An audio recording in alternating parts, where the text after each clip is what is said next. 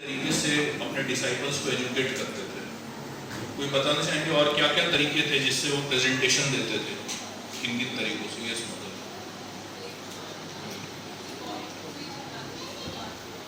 Walk पे, yes, morning walk पे जाते थे। और तो जी कुछ कहना है? जी करेंगे। हाँ हाँ, बट क्या करते क्या थे? जैसे वॉक पे जाते थे तो और कितने तरीके से एजुकेट करते थे? यस, तो रूम कन्वर्सेशन। तो ये भी एक तरीका है टीचिंग करने का कि आप किसी और व्यक्ति को बता रहे हो, कन्वर्सेशन बात किसी और व्यक्ति से हो रहा है, बट साथ में बैठ के उनके डिसाइपल सुनते थे। तो जिससे बात करते थे वो हो सकता है समझ में ना आए, आप समझे ना, लेकिन जो है वो बात करते समय वो क्वेश्चन पूछता था, आंसर देते थे, तो वो डिसाइपल्स बैठ के सुनते थे, वो लोग पक्के हो गए। इस तरीके से। हाँ बोलो। हाँ, वेरी गुड, लेटर्स। तो मैं इसको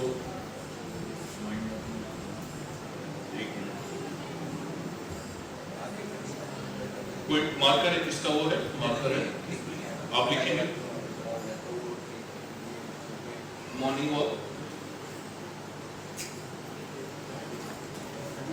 मॉर्निंग वॉक, रूम कन्वर्सेशन और letters. Letter, morning walk, room conversation, letter. हाँ हाँ, सर्विस के समय इंटरैक्ट करते थे लोग बात, वाइल डूइंग सर्विस। और आप इंटरव्यूज। हाँ, इंटरव्यूज मतलब कि वो इंटरव्यू तो किसी और को दे रहे होते थे, बट साथ में किसी डिवोटी को लेके जाते थे और गाड़ी के अंदर भी बात करते थे, कार, इन कार।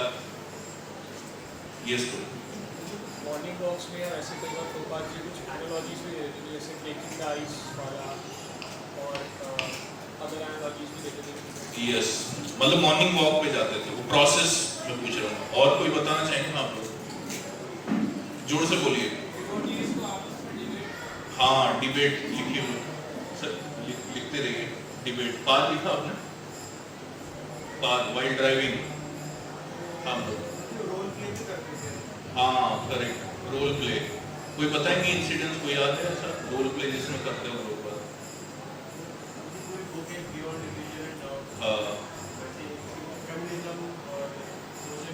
हाँ, वो तो डिस्कस कर रहे हैं फिलोसफी। रोल प्ले मतलब होता है कि मैं बताता हूँ, एक पास टाइम जिसमें प्रभुपाद जो है जयपुर से डीटीज लेके आ रहे थे किसी टेम्पल में इंस्टॉल करने के लिए।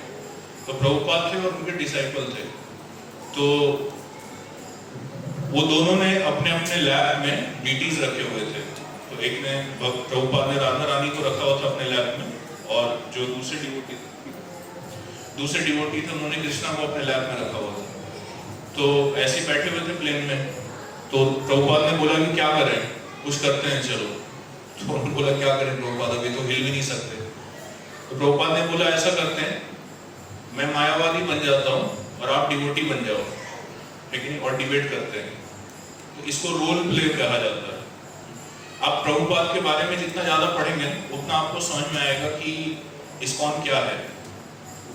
आप समझे, प्रभुपाद के लाइफ के बारे में जितना ज्यादा पढ़ेंगे, सुनेंगे, उनके डिसाइपल्स ने कई सारी बुक्स, किताबें लिखी हैं, उनके ऑडियोज भी हैं उनके डिसाइपल्स के, उसको ऑडियो लीलामृत कहा जाता है।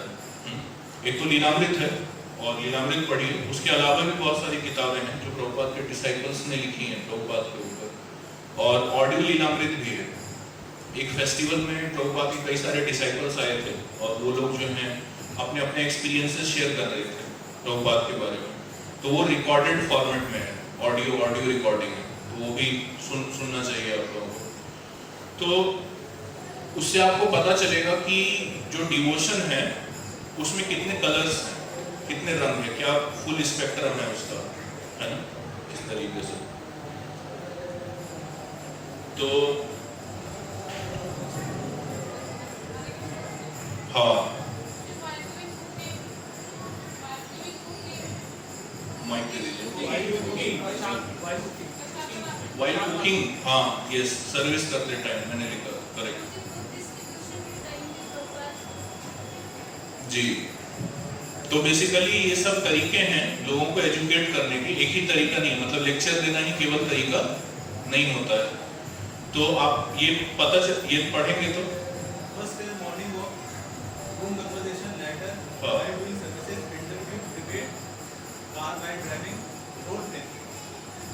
यस, तो कई सारे तरीके से लोगों को एजुकेट किया जा सकता है। ऐसा मत सोचिए कि लेक्चर पे ही हमें डिपेंड रहना है। तो जबकि ये जो मेथड्स हैं जो कि ज़्यादा इनफॉर्मल होते हैं, थोड़े, है ना, थोड़ा पर्सनल होता है, ये ज़्यादा कई बार फायदेमंद होते हैं लोगों के लिए। तो मैं बता रहा था कि डिबेट करने लगे प्रभुपाद, तो मायावादी बन गए और वो डिबेट में उन्होंने हरा दिया। फिर प्रभुपाद ने बोला वैसा करो और आप मायावादी बन जाओ और मैं डिवोटी बनता हूँ और अब डिबेट करो। तो डिवोटी बोले कि मैं खुश हो गया काफी, क्योंकि अभी अभी सुना था कि क्या क्या बोलना है पर फिर हरा दिया प्रभुपाद ने। तो प्रभुपाद ने उनको बोला कि प्रीचर्स जो हैं वो इतने एक्सपर्ट होने चाहिए कि वो दूसरे का पक्ष लेके भी हरा सके। मतलब आप एथिस्ट बन के किसी थीस्ट को हरा सको, इतना ज्यादा पता होना चाहिए दूसरे व्यक्ति के बारे में, दूसरे, है ना, उसके बारे में, दूसरों के बारे में। तो इस तरीके से जो इसको रोल प्ले कहा जाता है, तो ये भी एक तरीका एजुकेशन देने का, है ना। और दूसरा जो बता रहे थे कि बहुत इनफॉर्मल वे में कई बार प्रभुपाद ड्राइविंग करते टाइम भी बहुत सारा एजुकेशन देते थे प्रभुपाद। एक बार प्रभुपाद ऑस्ट्रेलिया गए थे, मैं सुन रहा था एक ऑडियो लीलामृत में, एक डिवोटी हैं, प्रभुपाद डिसाइपल हैं ऑस्ट्रेलिया के। तो बता रहे थे कि ऑस्ट्रेलिया में जब प्रभुपाद आए तो एयरपोर्ट से उनका जो सेवा था, वो ड्राइविंग अच्छा करते थे काफी, तो उनका सेवा था प्रभुपाद को लाने का। लेकिन जब एयरपोर्ट पे उतरे प्रभुपाद को बहुत भीड़ था, काफी जो है कई सारे डिवोटी, सीनियर डिवोटी, जैसे महाराज आते हैं तो बहुत सारे सीनियर डिवोटीज चले जाते हैं लेकिन उनके पास, तो कई बार ऐसा लगता है नए लोगों को कि जो है मैं नहीं मिल पा रहा, लेकिन महाराज से।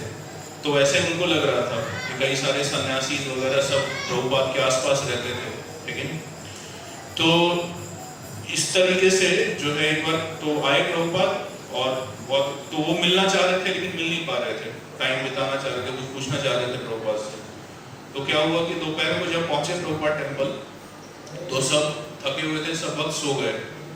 तो ये जगे हुए थे डिवोटी, उन्होंने देखा कि प्रभुपाद जो है आ रहे हैं और उनके पास आए और प्रभुपाद ने बोला कि डू यू नो ड्राइविंग, आपको ड्राइविंग आता है? बोले हाँ प्रभुपाद, मैं ही लेके आया था आपको एयरपोर्ट से। बोले तो चलो ऐसा करो कि गाड़ी निकालो और हम लॉन्ग ड्राइव पे चलते हैं पर गाड़ी सामने मत लाना, नहीं तो सब जल जाएंगे, फिर सब पीछे पड़ जाएंगे, पीछे वाले गेट पे लेके आओ चुपचाप, किसी को बताना मत तो डिवोटी बड़े खुश हो गए वो जो है चुपचाप गए और गाड़ी पीछे लाए, प्रभुपाद गए और दोनों जो है लॉन्ग ड्राइव पे गए। तो बता रहे थे कि मैं थोड़ा नया था कृष्णा कॉन्शियसनेस में और मेरा फिलॉसफी में इतना इंटरेस्ट नहीं होता था, मैं बोर हो जाता था कोई फिलॉसफी बताता था। तो प्रभुपाद somehow or other मेरा मेंटालिटी जानते थे, शायद हो सकता है, वो बोले कि मुझसे प्रभुपाद ऑस्ट्रेलिया के बारे में पूछने लगे कि ऑस्ट्रेलिया में क्या क्या है, हम जिस रोड पे जा रहे हैं इसका क्या नाम है ना, कहाँ तक है, क्या क्या जगह पड़ता है बीच में, और ऑस्ट्रेलिया का जो है फॉरेन पॉलिसी क्या है तो उन्होंने बोला कि ये सब बात करने में बहुत अच्छा लग रहा था मुझे, मैंने बहुत बात की प्रभुपाद से, ठीक है नहीं। अब बीच बीच में प्रभुपाद जो है कृष्णा कॉन्शियस कंक्लूजन्स जो है देते थे।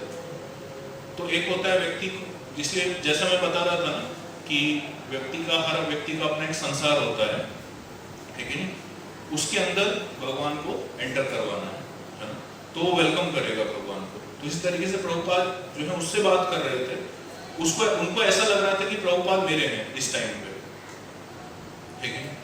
तो प्रभुपाद के जीवन के बारे में वैसे आप डिटेल में पढ़ेंगे, बहुत डिटेल में पढ़ेंगे तो आपको काफी कुछ as a preacher, as a devotee बहुत कुछ सीखने को मिलेगा। और जब प्रीचर्स को खासकर पढ़ना चाहिए प्रभुपाद के बारे में डिटेल में, क्योंकि अगर आप लोग प्रभुपाद के बारे में नहीं पढ़ेंगे तो आपको कभी पता नहीं चलेगा कि इतना वैरायटी है डिवोशन के अंदर। कई बार हमें एक नैरो अंडरस्टैंडिंग होता है डिवोशन का, ऑर्गेनाइजेशन का, और जो व्यक्ति उसमें फिट नहीं होता उसको हम रिजेक्ट कर देते हैं। तो इस तरीके से प्रेजेंटेशन का मतलब मैं बता रहा था कि प्रेजेंटेशन कई तरीके का होता है, लेकिन किसी भी तरीके का प्रेजेंटेशन हो उसका एक फ्लो होता है है ना, कि कैसे आप पहले क्या बताएंगे, फिर क्या बताएंगे, फिर क्या बताएंगे। तो उसके ऊपर मैं डिस्कस जो है आज करूँगा, और अगर समय रहा तो फिर मैं आपको एक्सरसाइज भी दूंगा, आप लोग करके देख सकते हैं। उसमें जब चैलेंज आएगा तो मैं जो है उसको डिस्कस करेंगे। कितने मिनट का सेशन?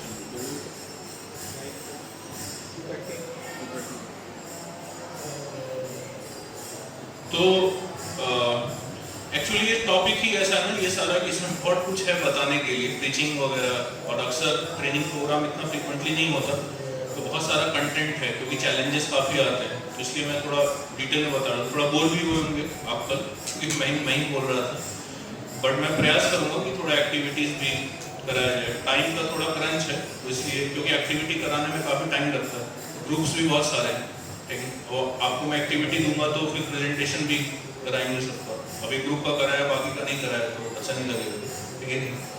तो यहाँ पे 160 लोग बैठे हैं, 10-10 का भी ग्रुप बनाए तो 16 ग्रुप, है कि नहीं। 16 ग्रुप अगर 5-5 मिनट की प्रेजेंटेशन देता है तो, है कि नहीं। तो इसलिए मैं थोड़ा एक्टिविटीज कराने से डर रहा हूँ, पर देखते हैं कैसा होता है, क्या होता है। तो सेशन 3 है how to prepare outline of a topic. कोई भी टॉपिक आप प्रेजेंट करना चाह रहे हैं तो उसका प्लान कैसे करना चाहिए, कैसे प्रिपेयर करना चाहिए।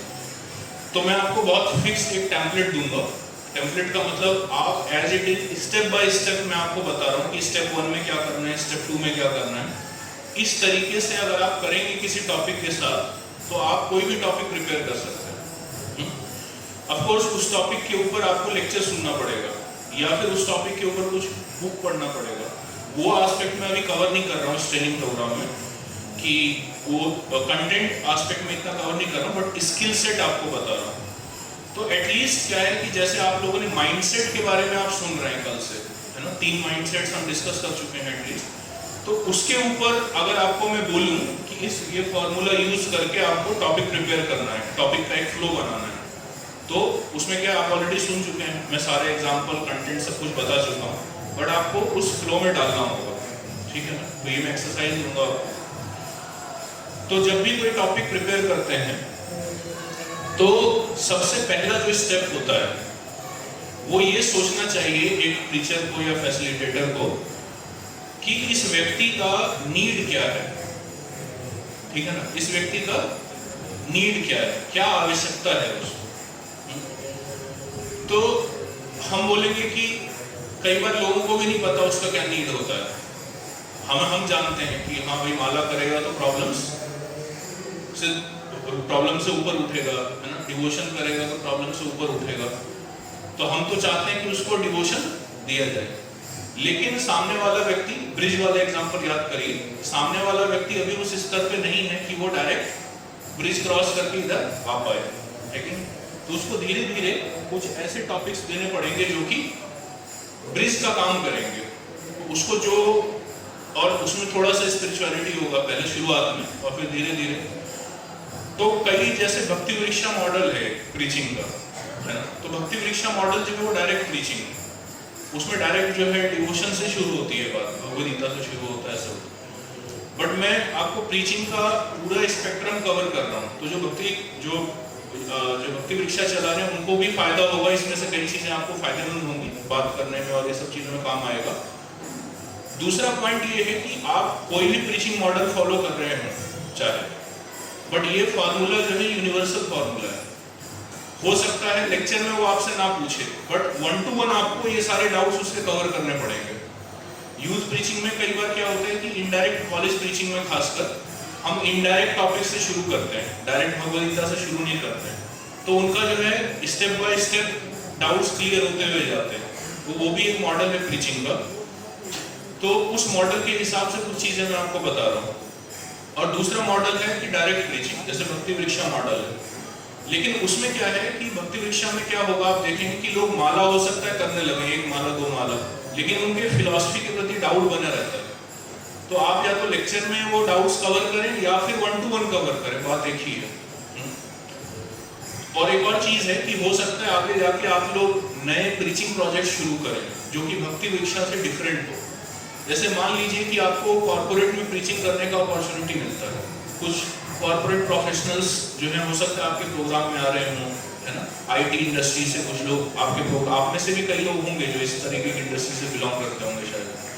तो अगर आप चाहते हैं कि कंपनीज में जाके, कॉर्पोरेट में जाके प्रीचिंग किया जाए, तो उसमें ये सब अंडरस्टैंडिंग बहुत मायने रखता है, आप समझ रहे हैं।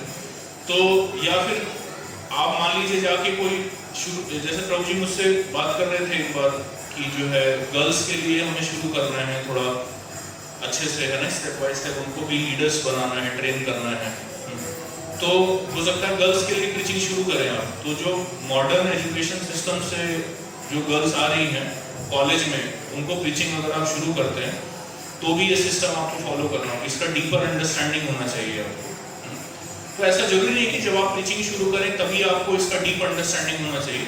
आपको अगर अपॉर्चुनिटी है तो शुरू कर दीजिए, धीरे धीरे ग्रेजुअली ये सारी चीजें और इम्बाइब होंगी जब आप ग्राउंड पे डायरेक्टली अप्लाई करने का प्रयास करेंगे। तो मतलब मैं आपको बता रहा हूँ कि कई तरीके की चीजें हो सकती हैं।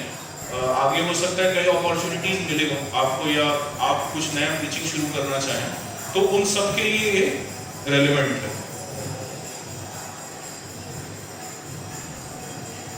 तो पहला जो एस्पेक्ट है वो है सामने वाले व्यक्ति का नीड समझना। नीड का मतलब होता है कि वो जिस चीज को नीड समझता है, हम नहीं, एक हमारे हिसाब से होता है कि इसको इस चीज की आवश्यकता है कि इसको चैंटिंग की आवश्यकता है, तो वहां तक उसको लेके आना है। लेकिन इमीडिएटली आपको कुछ उसको ऐसा देना पड़ेगा जिसको वो नीड समझता है।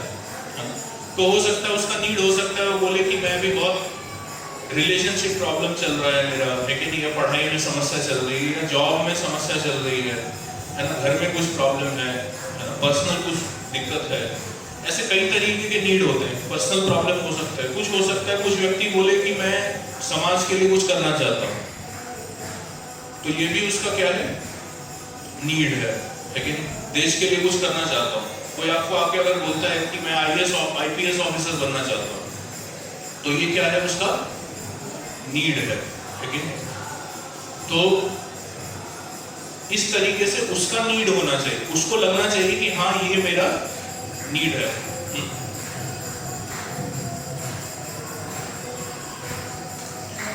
तो जब सामने वाले व्यक्ति को ऐसा लगता है कि आपको उनका नीड पता है, उनकी आवश्यकताएं पता है, तो इससे क्या है, दो फायदा होता है कि आप उसका अटेंशन ग्रैब कर पाते हैं, मतलब वो इंटरेस्टेड हो जाएगा आपके प्रोग्राम में, आप जो भी करना चाहते हैं। और दूसरा है ट्रस्ट बिल्डअप होता है, सामने वाले व्यक्ति को लगता है कि ये मुझे समझता है। आप समझे ना, ये दो फायदे होते हैं। लेक्चर देने से पहले, फिलॉसफी देने से पहले ये दो पर्पजेस सॉल्व करना बहुत जरूरी है, ट्रस्ट बिल्डअप करना और अटेंशन, इंटरेस्ट उसका ग्रैब करना।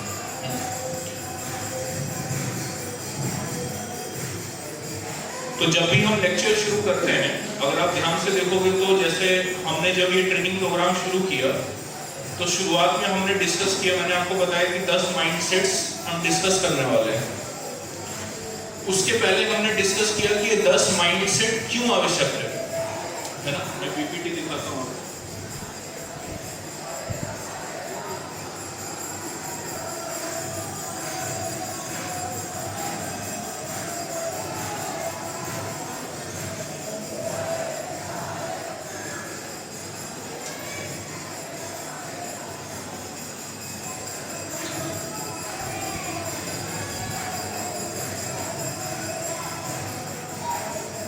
तो ये 10 माइंडसेट्स वाला हमने टॉपिक डिस्कस किया था।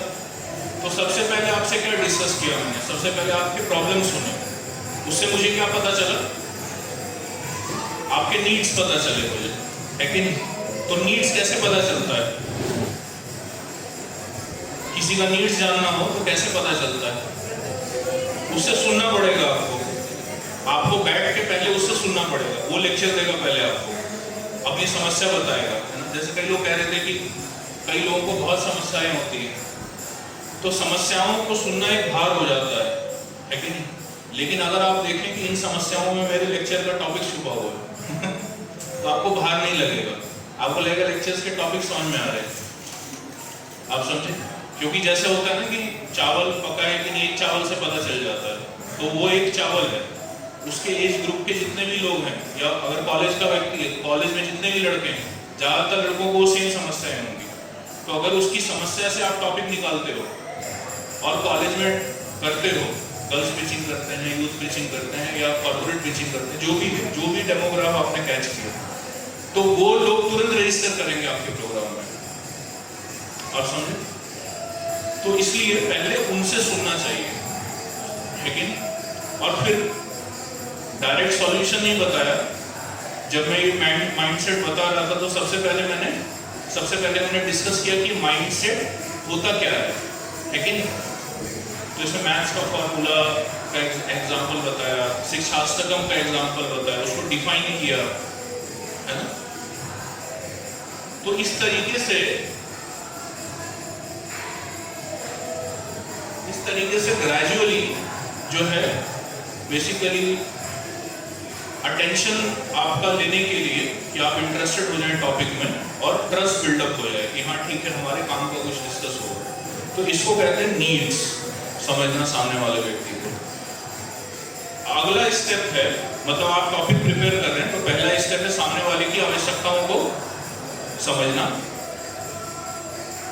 दूसरा स्टेप है कि आप जो भी टॉपिक आप रखने वाले हैं उसकी समस्या को हल करने के लिए होना चाहिए या फिर सपोर्ट करने के लिए होना चाहिए। तो ऐसा जरूरी नहीं है कि आप उसकी समस्याओं को 100% सॉल्व कर पाए, लेकिन अगर आपने उसको एक नजरिया भी दे दिया, एक पॉजिटिव नजरिया दे दिया, समस्या को देखने का एक नया तरीका बता दिया, तो ये भी प्रीचिंग है। ठीक है ना। तो अगला स्टेप है, जो सेकंड स्टेप है, वो है टॉपिक का एम डिसाइड करना, कि जो आप टॉपिक लेने वाले हैं उसका एम क्या होगा। तो एम का मतलब होता है कि जब वो व्यक्ति आपका लेक्चर सुन लेगा या आपका बात सुन लेगा, जो अगर आप 1-to-1 डिस्कशन कर रहे हैं, तो सुनने के बाद वो किस कंक्लूजन पे पहुंचेगा, किस निष्कर्ष पे पहुंचेगा, उसको बोलते हैं टॉपिक का एम। ठीक है। तो आप अगर देखेंगे तो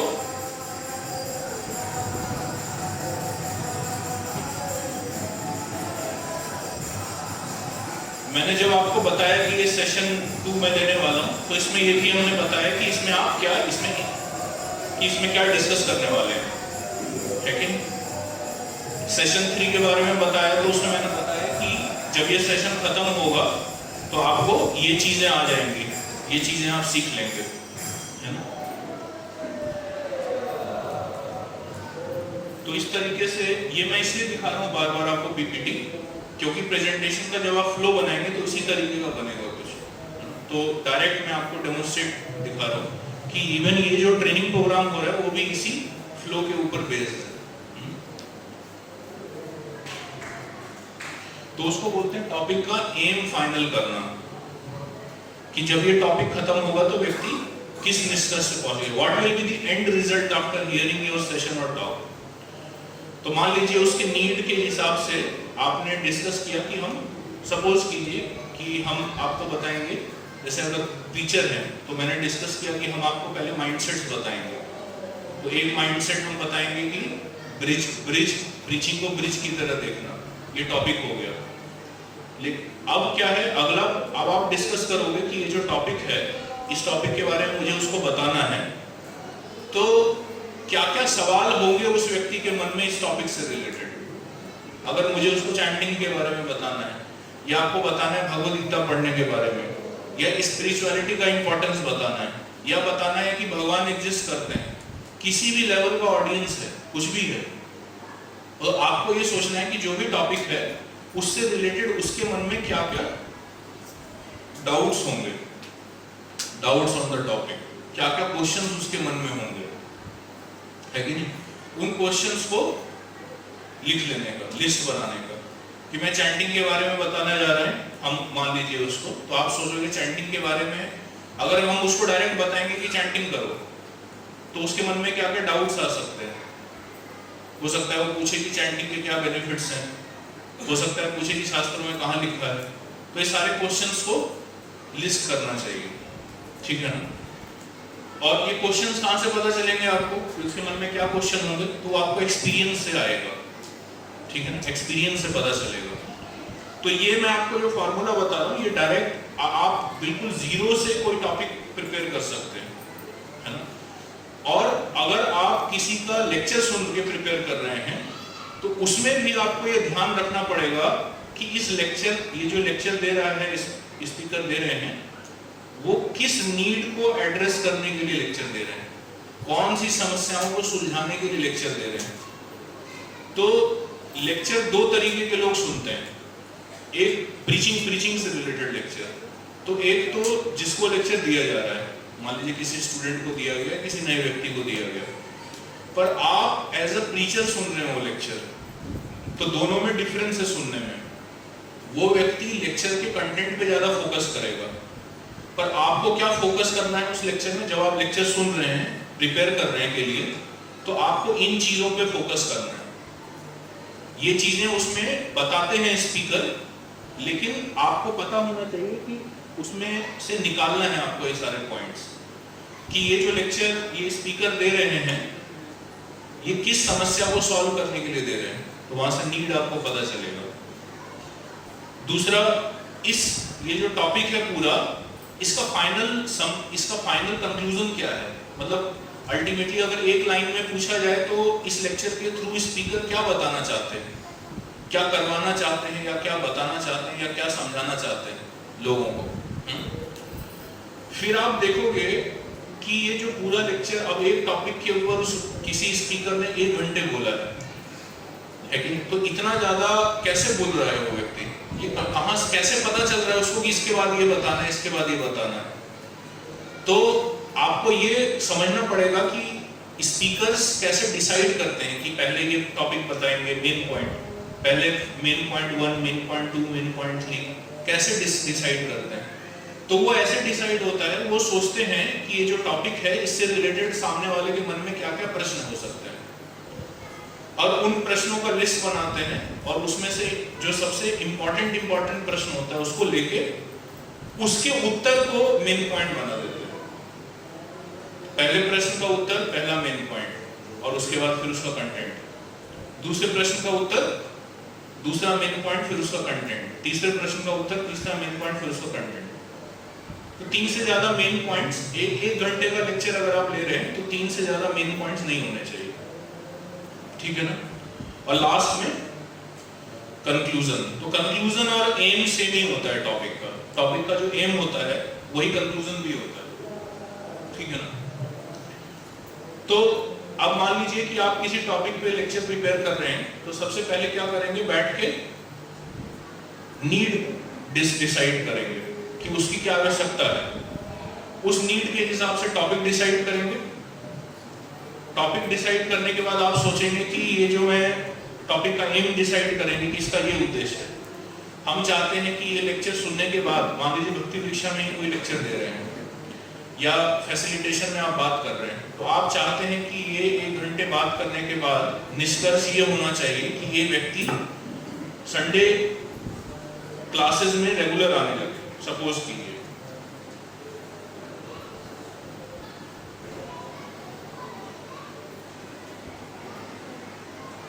संडे क्लास में रेगुलरली आने लगे, लेकिन सपोज कीजिए, एक एग्जांपल दे रहा हूं। तो अब आपको अगला पॉइंट सोचना है कि इससे रिलेटेड उसको क्या क्या चैलेंजेस या क्या क्या क्वेश्चंस हो सकते हैं। अगर कुछ करने के लिए कह रहे हैं तो उसमें चैलेंजेस होंगे, अगर कोई फिलोसफिकल पॉइंट बता रहे हैं तो उसमें उसको क्वेश्चंस होंगे, डाउट्स होंगे, ठीक है ना। माला करने के लिए कह रहे हैं तो आपको सोचना पड़ेगा कि क्या क्या चैलेंजेस आ सकते हैं अगर ये करने लगे तो, या अगर शुरू नहीं कर रहा है माला तो फिलोसफिकल क्वेश्चंस होंगे, उसके डाउट्स होंगे कई सारे। तो आप क्वेश्चंस लिखिए और उन क्वेश्चंस में से 3 क्वेश्चन जो सबसे इंपॉर्टेंट है, जो कि एक बार में कवर कर सकते हैं आप, वो निकालिए। फिर आप सोचिए कि इसमें से सबसे पहले कौन सा क्वेश्चन का आंसर देना पड़ेगा, दूसरा कौन सा सबसे इंपॉर्टेंट क्वेश्चन है, फिर तीसरा कौन सा इंपॉर्टेंट है। कई बार ऐसा होता है, कुछ क्वेश्चन ऐसे होते हैं कि उस क्वेश्चन को आंसर करने से पहले दूसरा एक क्वेश्चन सॉल्व करना पड़ेगा, तब आप तीसरा वाला डिटेल में एक्सप्लेन कर पाओगे। तो इस तरीके से ये टॉपिक का पूरा फ्लो बनता है। तो अभी तक मैंने जो बताया इसमें कोई कंफ्यूजन है किसी को? ये टॉपिक का फ्लो कैसे डिसाइड करते हैं इसमें? हाँ तो माइक दे दीजिए। हरे कृष्णा। मुझे दो क्वेश्चन है मेरे। एक तो आपने बताया कि हमें जो टॉपिक डिसाइड किया है ऑडियंस के अकॉर्डिंग या उस टॉपिक के अकॉर्डिंग, सॉरी, जो भी क्वेश्चन उससे बन सकते हैं वो हमें बना के नोट डाउन करना है और उसका सॉल्यूशन एटलीस्ट अपने माइंड में रखना है कि उसको आंसर कर सकें। कभी कभी ऐसी होती है कि ऑडियंस हमसे ज़्यादा स्मार्ट हमारे सामने बैठी होती है या जो हमारे हम कवर ही नहीं कर पाए उसमें, वो उनका क्वेश्चन सामने आता है। एक तो वो डील कैसे करना है बस। सेकेंड में आपने कंक्लूजन में बताया है कि एम एंड कंक्लूजन सेम होता है। तो एम है मेरा कि मुझे बताना है कि चांटिंग कैसे करना है, बट कंक्लूजन में उन्हें बताऊंगा कि चांटिंग मतलब मैंने एक स्ट्रेट लाइन बताया कि उनको चांटिंग करना है, बट पूरे टॉपिक में मैंने कवर किया कि उनको चांटिंग कैसे करना है, मतलब उसको कैसे मतलब माला कैसे पकड़ना है या उसमें जो डीलिंग है वो कैसे करना है, टेम्पल में करना है, घर पे करना है, मतलब वो सब मैंने कवर किया कि पूरे टॉपिक पूरे लेक्चर। तो वो एम और कंक्लूजन में मैं कवर करूंगा, इन शॉर्ट बताऊंगा कि मैंने आपको ये सब बताया, अब आपको कैसे माला करना है। तो I think aim and conclusion same है, वो मैं नहीं समझता। ओके, तो सबसे पहले जो प्रश्न पूछा आपने कि अगर ऑडियंस जो है कुछ ऐसे क्वेश्चंस पूछ रहे हैं जो हमने कवर नहीं किया हुआ है, तो इसलिए प्रीचिंग जो है वो हमारे ऊपर केवल डिपेंडेंट नहीं है। हमें हो सकता है आंसर्स ना पता हो, पर हम दूसरों के लेक्चर सुन के वो आंसर्स निकाल सकते हैं। एक और चीज किया जा सकता है कि आप उसको लेक्चर सुनने के लिए दे दें, ऑडियो क्लिप उतना काट के आप उसको पोर्शन दे दें। कई बार कॉलेज प्रीचिंग में ऐसा किया जाता है, तो पूरा लेक्चर कई बार स्टूडेंट्स नहीं सुन पाते, तो ऐसा करते हैं कि 5 मिनट का क्लिप काट के दे देते हैं उसको सुनने के लिए। तो 5 मिनट कोई व्यक्ति सुन लेता है, जब वो सुन लेता है तो अगला 5 मिनट फिर भेजते हैं उसको। वैसे ऐसे करके डेढ़ हफ्ते में उसका हियरिंग हो गया, एक लेक्चर सुन लिया। पहले वो एक भी लेक्चर नहीं सुन रहा था, अभी एक हफ्ते में एक लेक्चर सुन रहा है। प्रोग्रेस आप समझ रहे हो? धीरे धीरे आप समझ रहे ना ब्रिज क्या होता है, धीरे धीरे लेके आना पड़ता है व्यक्ति को, है ना, बड़े पेशेंटली डील करना पड़ता है। जीरो से नापना चाहिए। एक बार एक व्यक्ति थे, वो बता रहे थे कि वो डिवोटीज को थोड़ा उनका एक्सपीरियंस नहीं रहा था, तो वो क्रिटिसाइज कर रहे थे। बाहर के व्यक्ति हैं वो, बट जो है मतलब फेवरेबल है थोड़े। तो वो कह रहे थे कि ये माला वाला करते मैंने देखा है कई लोग, लेकिन उतना बदलाव नहीं आया है इनके अंदर। चैंटिंग बहुत दिन से कर रहे हैं, है ना, लेकिन उतना हर व्यक्ति को असर भी नहीं पड़ता है एक्चुअली माला करने का। तो उनके कुछ खराब एक्सपीरियंस रहे थे। तो एक डिवोटी थे, वो उन्होंने उनको बहुत अच्छी बात बोली। तो उन्होंने बोला कि बाहर के जो लोग हैं, आप लोग हैं, वो सामने वाले को जब आप देखते हो तो 100 से कंपेयर करते हो कि 100 होना चाहिए था, ये 70 है, 100 होना चाहिए था, ये 30 है, लेकिन कमी देखते हैं।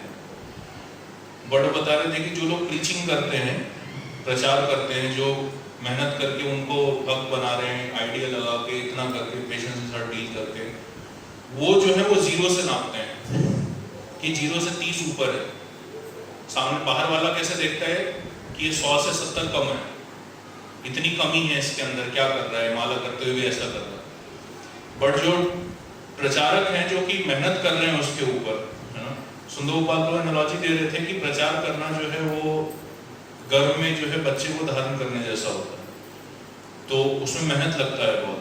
तो माता क्योंकि उसका कष्ट जानती हैं, तो इसलिए बच्चों से जो है अटैचमेंट होता है। बाहर वाले लोग जो है बच्चों को इतना, दूसरों के बच्चों को इतना वो नहीं देते, लेकिन जो मदर होती हैं तो क्योंकि उन्होंने कष्ट सहा है उसके लिए, तो ऐसी तो वो 0 से नापते हैं कि कुछ भी हो बट इतना तो है, मतलब ये ऐसा भावना रहता है। ठीक है, तो बहुत अच्छा पॉइंट उन्होंने बताया कि जो है 0 से हम नापते हैं। तो नए लोगों को ना 0 से नापना चाहिए, मतलब कहने का ये मतलब है, नए लोगों को 0 से नापना चाहिए।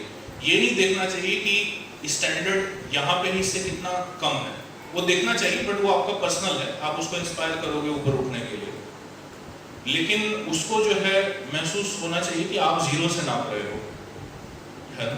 कि तो इस तरीके से जो है प्रीचिंग एनीवे तो आप उसको टॉपिक सुनने के लिए भी दे सकते हो, तो जरूरी नहीं कि पूरा लेक्चर दे, आप कट करके दो उसको, है ना।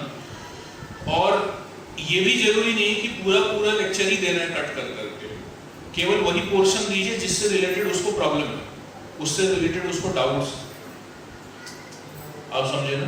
तो ये भी एक तरीका है उनको देने का। कुछ बुक्स दीजिए उनको पढ़ने के लिए, हो सकता है आप उनको ना बताएं बट किताब दे दीजिए पढ़ने के लिए, वो पढ़ के अपना आंसर देता रहेगा, आप बस उसको टच में रखिए, उसको बुलाते रहिए, उसका केयर कीजिए। तो प्रीचिंग का मतलब ये नहीं कि हर चीज हमें ही करना है उसके लिए, आप किसी और के थ्रू भी करा सकते हैं। ऑलरेडी कोई साइंस एंड स्पिरिचुअलिटी पे आपसे लेक्चर कोई क्वेश्चन पूछ रहा है, अब प्रभुपाद डिसाइपल थे सदाबुद्ध लोग, उन्होंने साइंस के ऊपर इतने सारे लेक्चर्स दे रखे हैं, वो पूरा फोल्डर दे दीजिए उसको, वो सुनता रहेगा, बस उससे पूछते रहिए कि आप सुन रहे हो कि नहीं, आपके क्वेश्चन सॉल्व हुए कि नहीं, आपको क्या समझ में आया, आप समझे। तो इस तरीके से टाइम नहीं निकल पा रहा है तो उसमें आप उसकी मदद कीजिए, तो ये है। और दूसरा ये कि जब आप कोई टॉपिक दोगे तो जरूरी नहीं कि एक ही बार में सारी चीजें क्लियर करनी है, तो आप उससे सुनोगे तो आपको पता चल गया कि ये भी क्वेश्चंस होते हैं। नेक्स्ट टाइम जब आप सेमिनार देंगे तो आपको पता रहेगा कि ऑडियंस के माइंड में ये सवाल होता है, तो वो भी आप मेन पॉइंट में इंक्लूड करोगे फिर उसको। तो प्रचार जो है ना वो जर्नी है ना। प्रचार जो है ये वन ऑफ द माइंडसेट है जो मैंने लिखा था कि प्रीचिंग जो है वो जर्नी है, जर्नी की तरह देखना चाहिए। जैसे हम लोगों का भी प्रीचिंग हो रहा है, हमें भी कोई प्रीच कर रहा है, अभी भी हर व्यक्ति को प्रीचिंग की आवश्यकता होती है। हम जिसको प्रीचिंग बोलते हैं जनरली नए लोगों के लिए होता है वो, लेकिन प्रचार शब्द जो है वो ये है कि हर व्यक्ति को, डिवोटी को भी प्रीचिंग की आवश्यकता होती है, कोई हमें भी ग्रेजुअली रेगुलरली प्रीच कर रहा है। तो प्रचार जो है एक जर्नी है ना। ऐसा मत सोचे कि जस्ट यहाँ से उठा के उसको यहाँ रख देना बस हो गया, ऐसा नहीं होता है। तो कुछ लोग जर्नी में ज्यादा टाइम लेते हैं, कुछ लोग कम टाइम लेते हैं, तो हर चीज एक सेशन में जरूरी नहीं कवर करना। नेक्स्ट टाइम जब आप मिलोगे तो, और आपको भी, आपका भी अंडरस्टैंडिंग उस टॉपिक के बारे में धीरे धीरे डिटेल होता जाएगा। पहली बार जब आप कोई टॉपिक लोगे तो आप अंदाजे से लोगे, आपका जो एक्सपीरियंस है उसके हिसाब से लोगे, पर जब आप लोगे तो लोग क्वेश्चन पूछेंगे आपसे, है ना। और वो क्वेश्चन जब पूछेंगे, आप देखिए प्रभुपाद जब गए थे फर्स्ट टाइम तो कहाँ जितने लोग सुनने आगे लिए आते थे, बहुत कम लोग सुनने के लिए आते थे, 3-4 लोग बैठे रहते थे। पर धीरे धीरे क्या हुआ, काफी लोग आने लगे, ग्रेजुअली वो लोग लेके आने लगे अपने फ्रेंड्स को, है कि नहीं। और जो है प्रभुपाद भी जो है जब जाते थे कहीं पे तो वहाँ के बारे में पूरा पूछते थे कि यहाँ के लोग कैसे रहते हैं, क्या समस्याएं हैं, उनसे बात करते थे, इनफॉर्मल बातें करते थे। तो ऐसे ऐसे करके एक्सपीरियंस गेन होता है धीरे धीरे। तो प्रचार को एक जर्नी की तरह देखना चाहिए।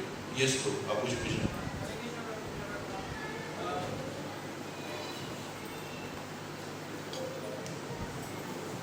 क्या होता है कि हम लोग को एक बहुत बड़े मार्क्स को एड्रेस करना होता है। For example in college teaching में 300, 400, 500 स्टूडेंट्स, अब क्या है इसमें मिक्स परसेप्शन के ऑडियंस आते हैं। मान लीजिए हम गीता कोर्स कराना चाहते हैं उन्हें, कोई लोग होंगे जो लिटरली गीता बुक पढ़ने के लिए आते हैं, उन्हें गीता बुक पढ़नी है, उन्हें तो थोड़ा बहुत सीखना है और वो इस व्यू से आते हैं। कई बार तो होता है just out of curiosity because Gita is a famous book, वो ये सुनने के लिए आते हैं, इसमें से हमारे लिए यूजफुल है, वो बस कंक्लूजन्स और डेरिवेशंस जानने के लिए आते हैं। अब जब ऑडियंस की मिक्स वैरायटी है तो फिर हम अपने लेक्चर को मॉडरेट इस तरीके से करना चाहिए कि दोनों ही सेटिस्फाई हो जाए। हाँ, तो सबसे पहला प्रश्न ये है कि आप सबसे पहले तो ये देखिए कि आपका जो टीचिंग प्रोजेक्ट है उसका सबसे पहला नीड क्या है। तो इससे पहला प्रिंसिपल मैंने बताया था लो हैंगिंग फ्रूट्स।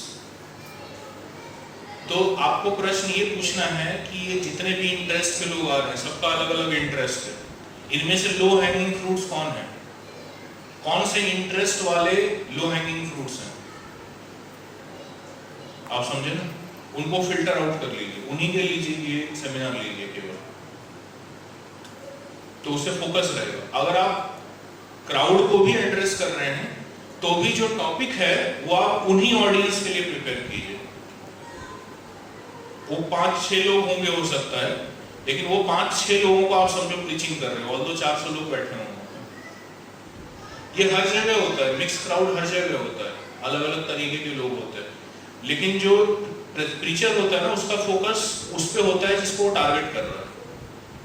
और सबसे पहला टारगेट, जैसा आपने बताया कॉलेज में, तो सबसे पहला टारगेट होना चाहिए कि लो हैंगिंग फ्रूट्स, जैसा मैंने आपको बताया। तो वो कौन सा इंटरेस्ट, तो लो हैंगिंग फ्रूट्स जो हैं, कौन से ऐसे लड़के हैं जो आप कह सकते हैं कि हाँ इनको जल्दी डिवोटी बनाया जा सकता है, कम एनर्जी में, कम एफर्ट में, वो किस तरीके का इंटरेस्ट रखते हैं।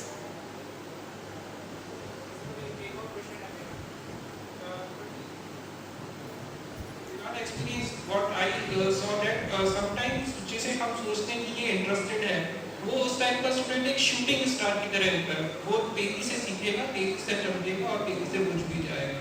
पर कई हम लोग चाहते हैं वो नॉर्थ स्टार की तरह, पोल स्टार की तरह वो लगातार चमकते रहे। तो हम लोग जिससे एक्सपेक्टेशन रखते हैं वो तेजी से सीखता है शुरू में, लेकिन फिर तेजी से खत्म भी हो जाता है। लेकिन जो हम लोग चाहते हैं कि ये लंबा चले, वैसा फिर हमारी उसमें दिक्कत आ जाती है। करेक्ट। तो ये एक्सपीरियंस है ना, एक्सपीरियंस से समझ बनता है कि उस पर्टिकुलर कॉलेज में किस तरीके के लड़के ज़्यादा लंबा टिकते हैं, या उस पर्टिकुलर ग्रुप में किस टाइप के लड़के जो हैं, या जो भी जिनको भी आप प्रीचिंग कर रहे हैं वो ज़्यादा लंबा टिकते हैं। ये एक्सपीरियंस की चीज़ है। तो होना ये चाहिए कि जो भी आप प्रीचिंग कर रहे हैं, तो जरूरी है कि एकदम से रिजल्ट मिलेगा, बट आपको सीखना चाहिए हर एक्सपीरियंस से। तो आपको एनालिसिस करने की आवश्यकता है कि जिनको हम सीरियस समझ रहे थे, किस बेसिस पे सीरियस समझ रहे थे, और जो व्यक्ति सीरियस निकला उसको हम पहले क्या समझ रहे थे। ये सब पेपर पे डालने की आवश्यकता पड़ती है कई बार, एटलीस्ट कंटेम्पलेट करने की चीज़ है। तो इसको रिवर्स करना है बस। अगली बार जब अगला बैच आएगा तो वो जो उसके लिए सोच रहे थे वो इसके लिए सोचना है, और जो इसके लिए सोच रहे थे वो उसके लिए सोचना है। पर क्या सोच रहे थे आप, वो लिस्ट डाउन करना बहुत जरूरी है। तो एक्सपीरियंस से सीखना, जैसे जैसे आगे बढ़ते जाएंगे तो, पर एक्सपीरियंस से सीखिए, केवल मतलब पास मत होने दीजिए एक्सपीरियंस को, उसको रोक के कंटेम्पलेट थोड़ा करना, ठीक है ना। हाँ, हरे कृष्णा प्रभु जी, please accept the humble obeisance. प्रभु जी, जैसे आपने बताया कि हमें मेन पॉइंट पे, टॉपिक पे 3 मेन पॉइंट लेने चाहिए। कई बार कभी कभी ऐसा होता है प्रीचिंग करते समय जब हम टॉपिक क्लियर कर रहे होते हैं तो जो मेन पॉइंट पे होते हैं तो बीच में से कई बार सामने से डिवोटी को कोई क्वेश्चन पुटअप होता है और वो मेन पॉइंट हम लोग उधर से हट के उनके आंसर को करते करते, उस कवर करते करते हमारा लेक्चर टाइम खत्म होने लग जाता है।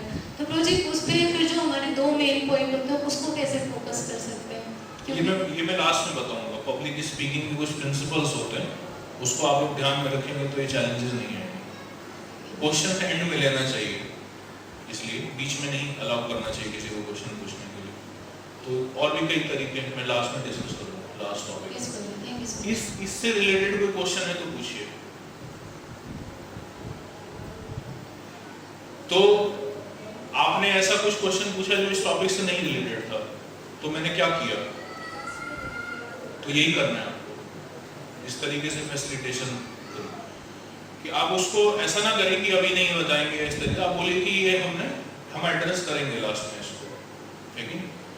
और जो है फिर आप ऑडियंस से पूछिए, री-एम्फेसाइज कीजिए ऑडियंस से, क्योंकि कई बार कोई व्यक्ति ने क्वेश्चन पूछा कुछ नया जो कि टॉपिक से रिलेटेड नहीं है, तो क्वेश्चन सुन के बाकी लोगों को भी कुछ नए क्वेश्चन के आइडिया आ जाते हैं। तो इसलिए उसके बाद तुरंत री-एम्फेसाइज कीजिए दोबारा ऑडियंस को कि इससे रिलेटेड कोई क्वेश्चन है तो पूछिए। आप समझ, तो ऐसे डील करो। हाँ, यस हरे कृष्ण प्रभु जी।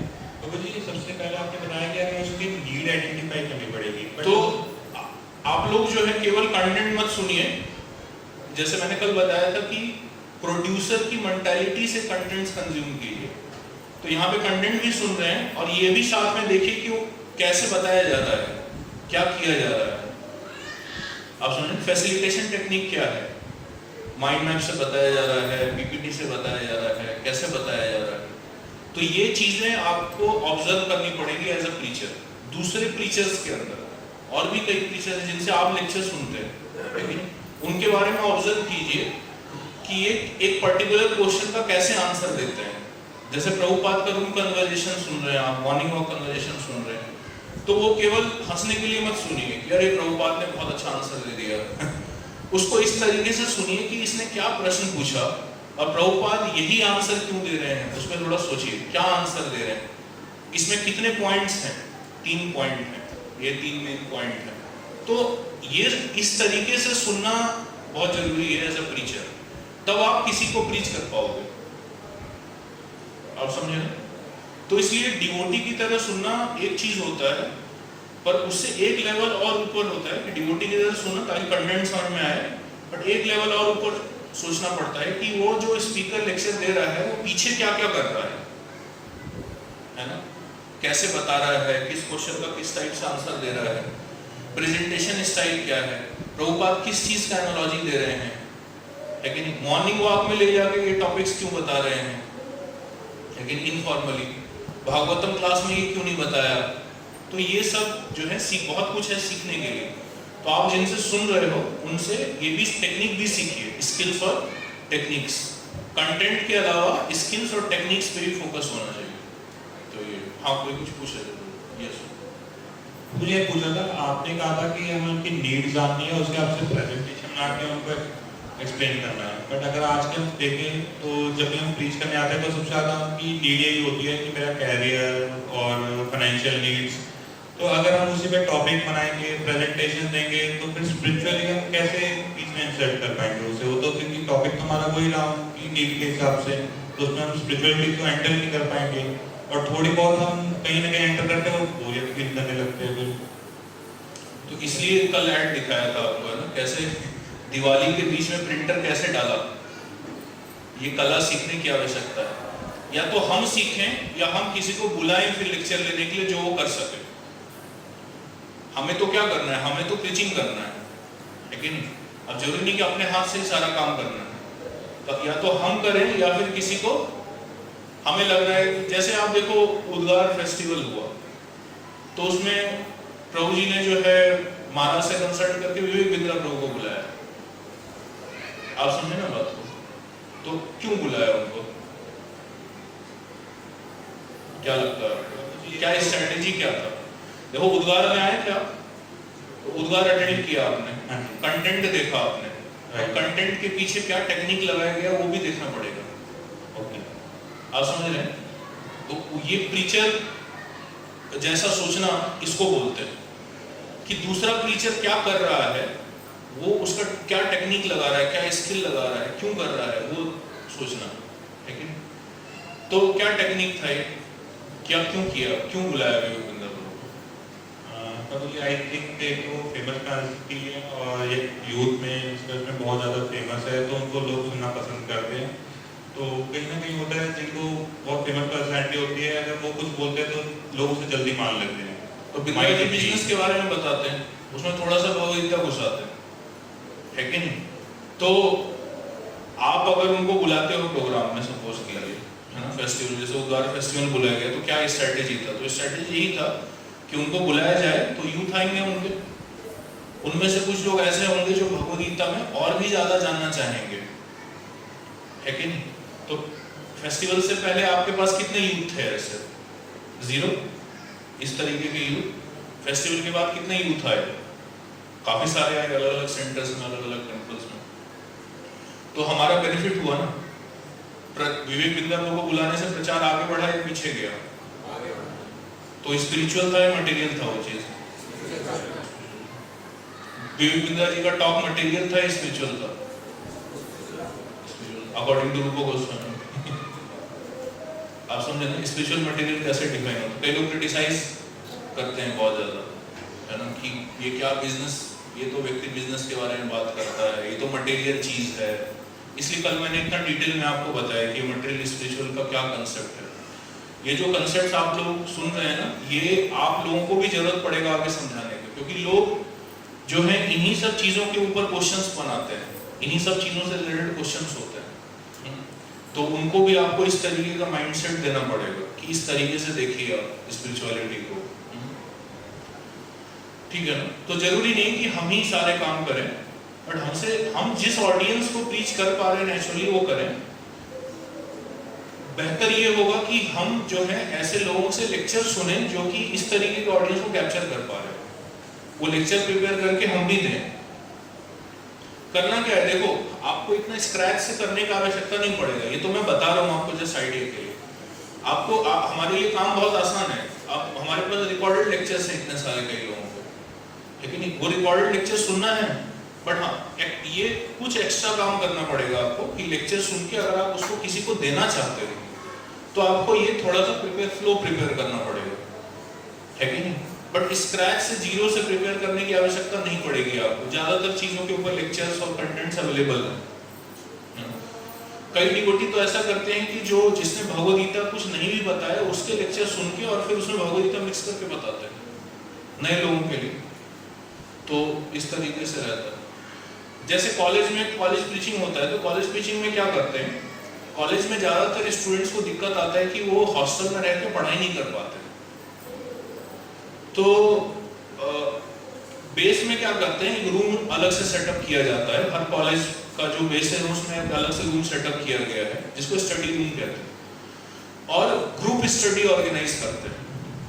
कि ग्रुप स्टडी में होता क्या है, तो प्रभु जी ने काफी अच्छा प्रिंसिपल दिया कि आप सुबह से शाम तक स्टूडेंट्स रहेंगे यहाँ पे, और जो उनको टाइम पे खाना पानी ये सब उनको स्नैक्स ये सब मिलता रहे, टेबल पे बैठे बैठे चेयर पे बैठे बैठे ऐसे मिलता रहे उनको, और जो है उनको कहीं नहीं जाना, उनको बस पढ़ना, मोबाइल स्विच ऑफ रहेगा, ये रूल है।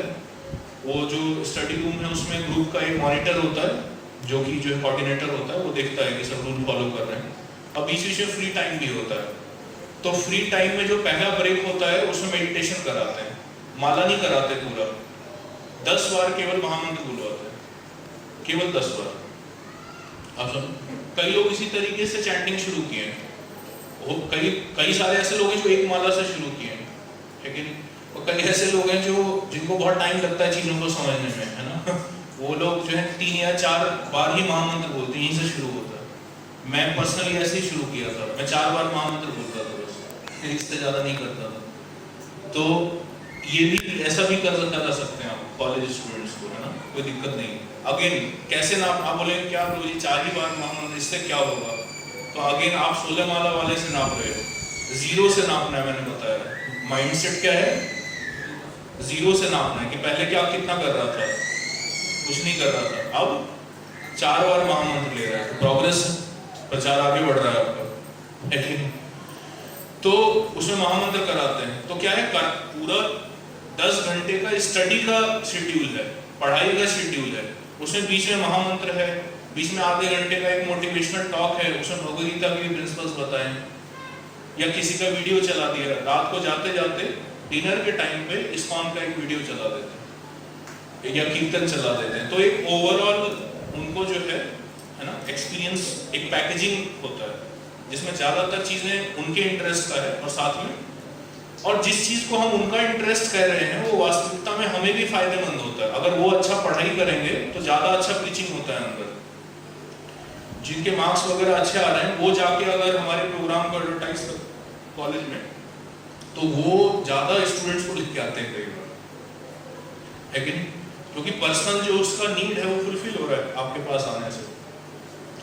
तो अब कॉलेज प्रीचिंग में ये कंसेप्ट लगाया गया कैसे, तो नीड देखा गया कि भाई नीड क्या है, तो देखा कि समस्या ये है कि हॉस्टल में कई लड़के पढ़ नहीं पाते, डिस्ट्रैक्शन होता है, तो हमने उसका सॉल्यूशन निकाला गया, एक सॉल्यूशन दिया प्रभु जी ने कि ये सॉल्यूशन है, बेस में लगाइए, तो आने लगे लोग।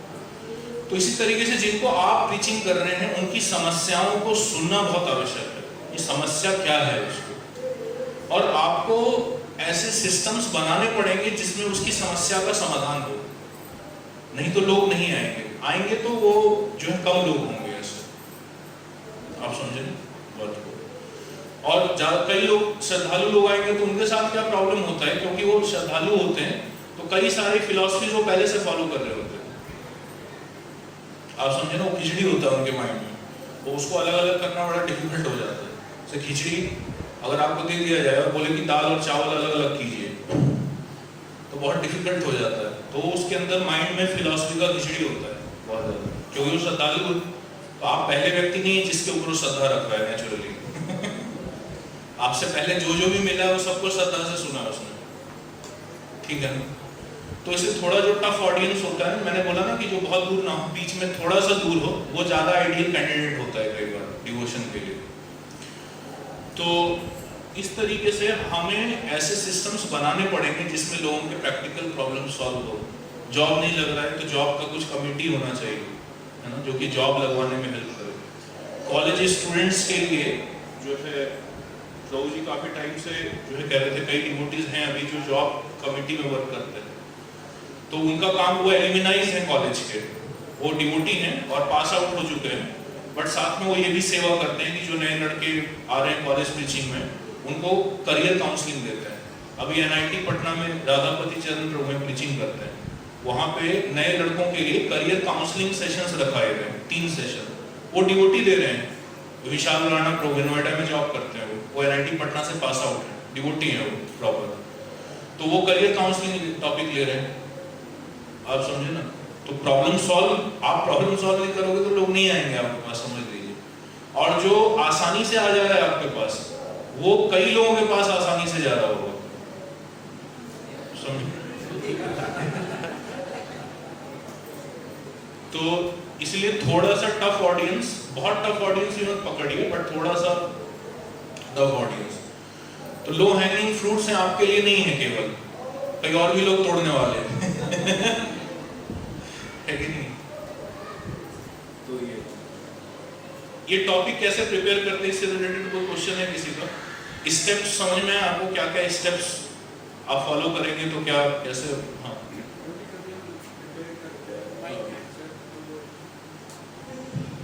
लेक्चर के लिए प्रिपेयर कर रहे हैं तो हम कोई सुन रहे किसी सीनियर डिवोटी का लेक्चर, उसके अकॉर्डिंग प्रिपेयर किया है, बट हम जब उसको प्रेजेंट करते हैं तो हम जो एक्सपेक्ट करते हैं कि उनको ये चीज़ समझ आएगी, तो वैसा रेस्पॉन्स मिलता नहीं है। तो इसमें कहाँ पर मिसमैच होता है जो हम उनकी नीड्स रिक्वायरमेंट में समझ नहीं पाए। हाँ, बहुत अच्छा प्रश्न पूछा, क्योंकि जब आप लेक्चर सुनते हो तो उसका कई बार जो है हम एज इट इज रिपीट करते हैं। हम ये भूल जाते हैं कि जो लेक्चर हम सुन रहे हैं, जो कि उन्हीं स्पीकर ने किसी और ऑडियंस के लिए दिया हुआ है।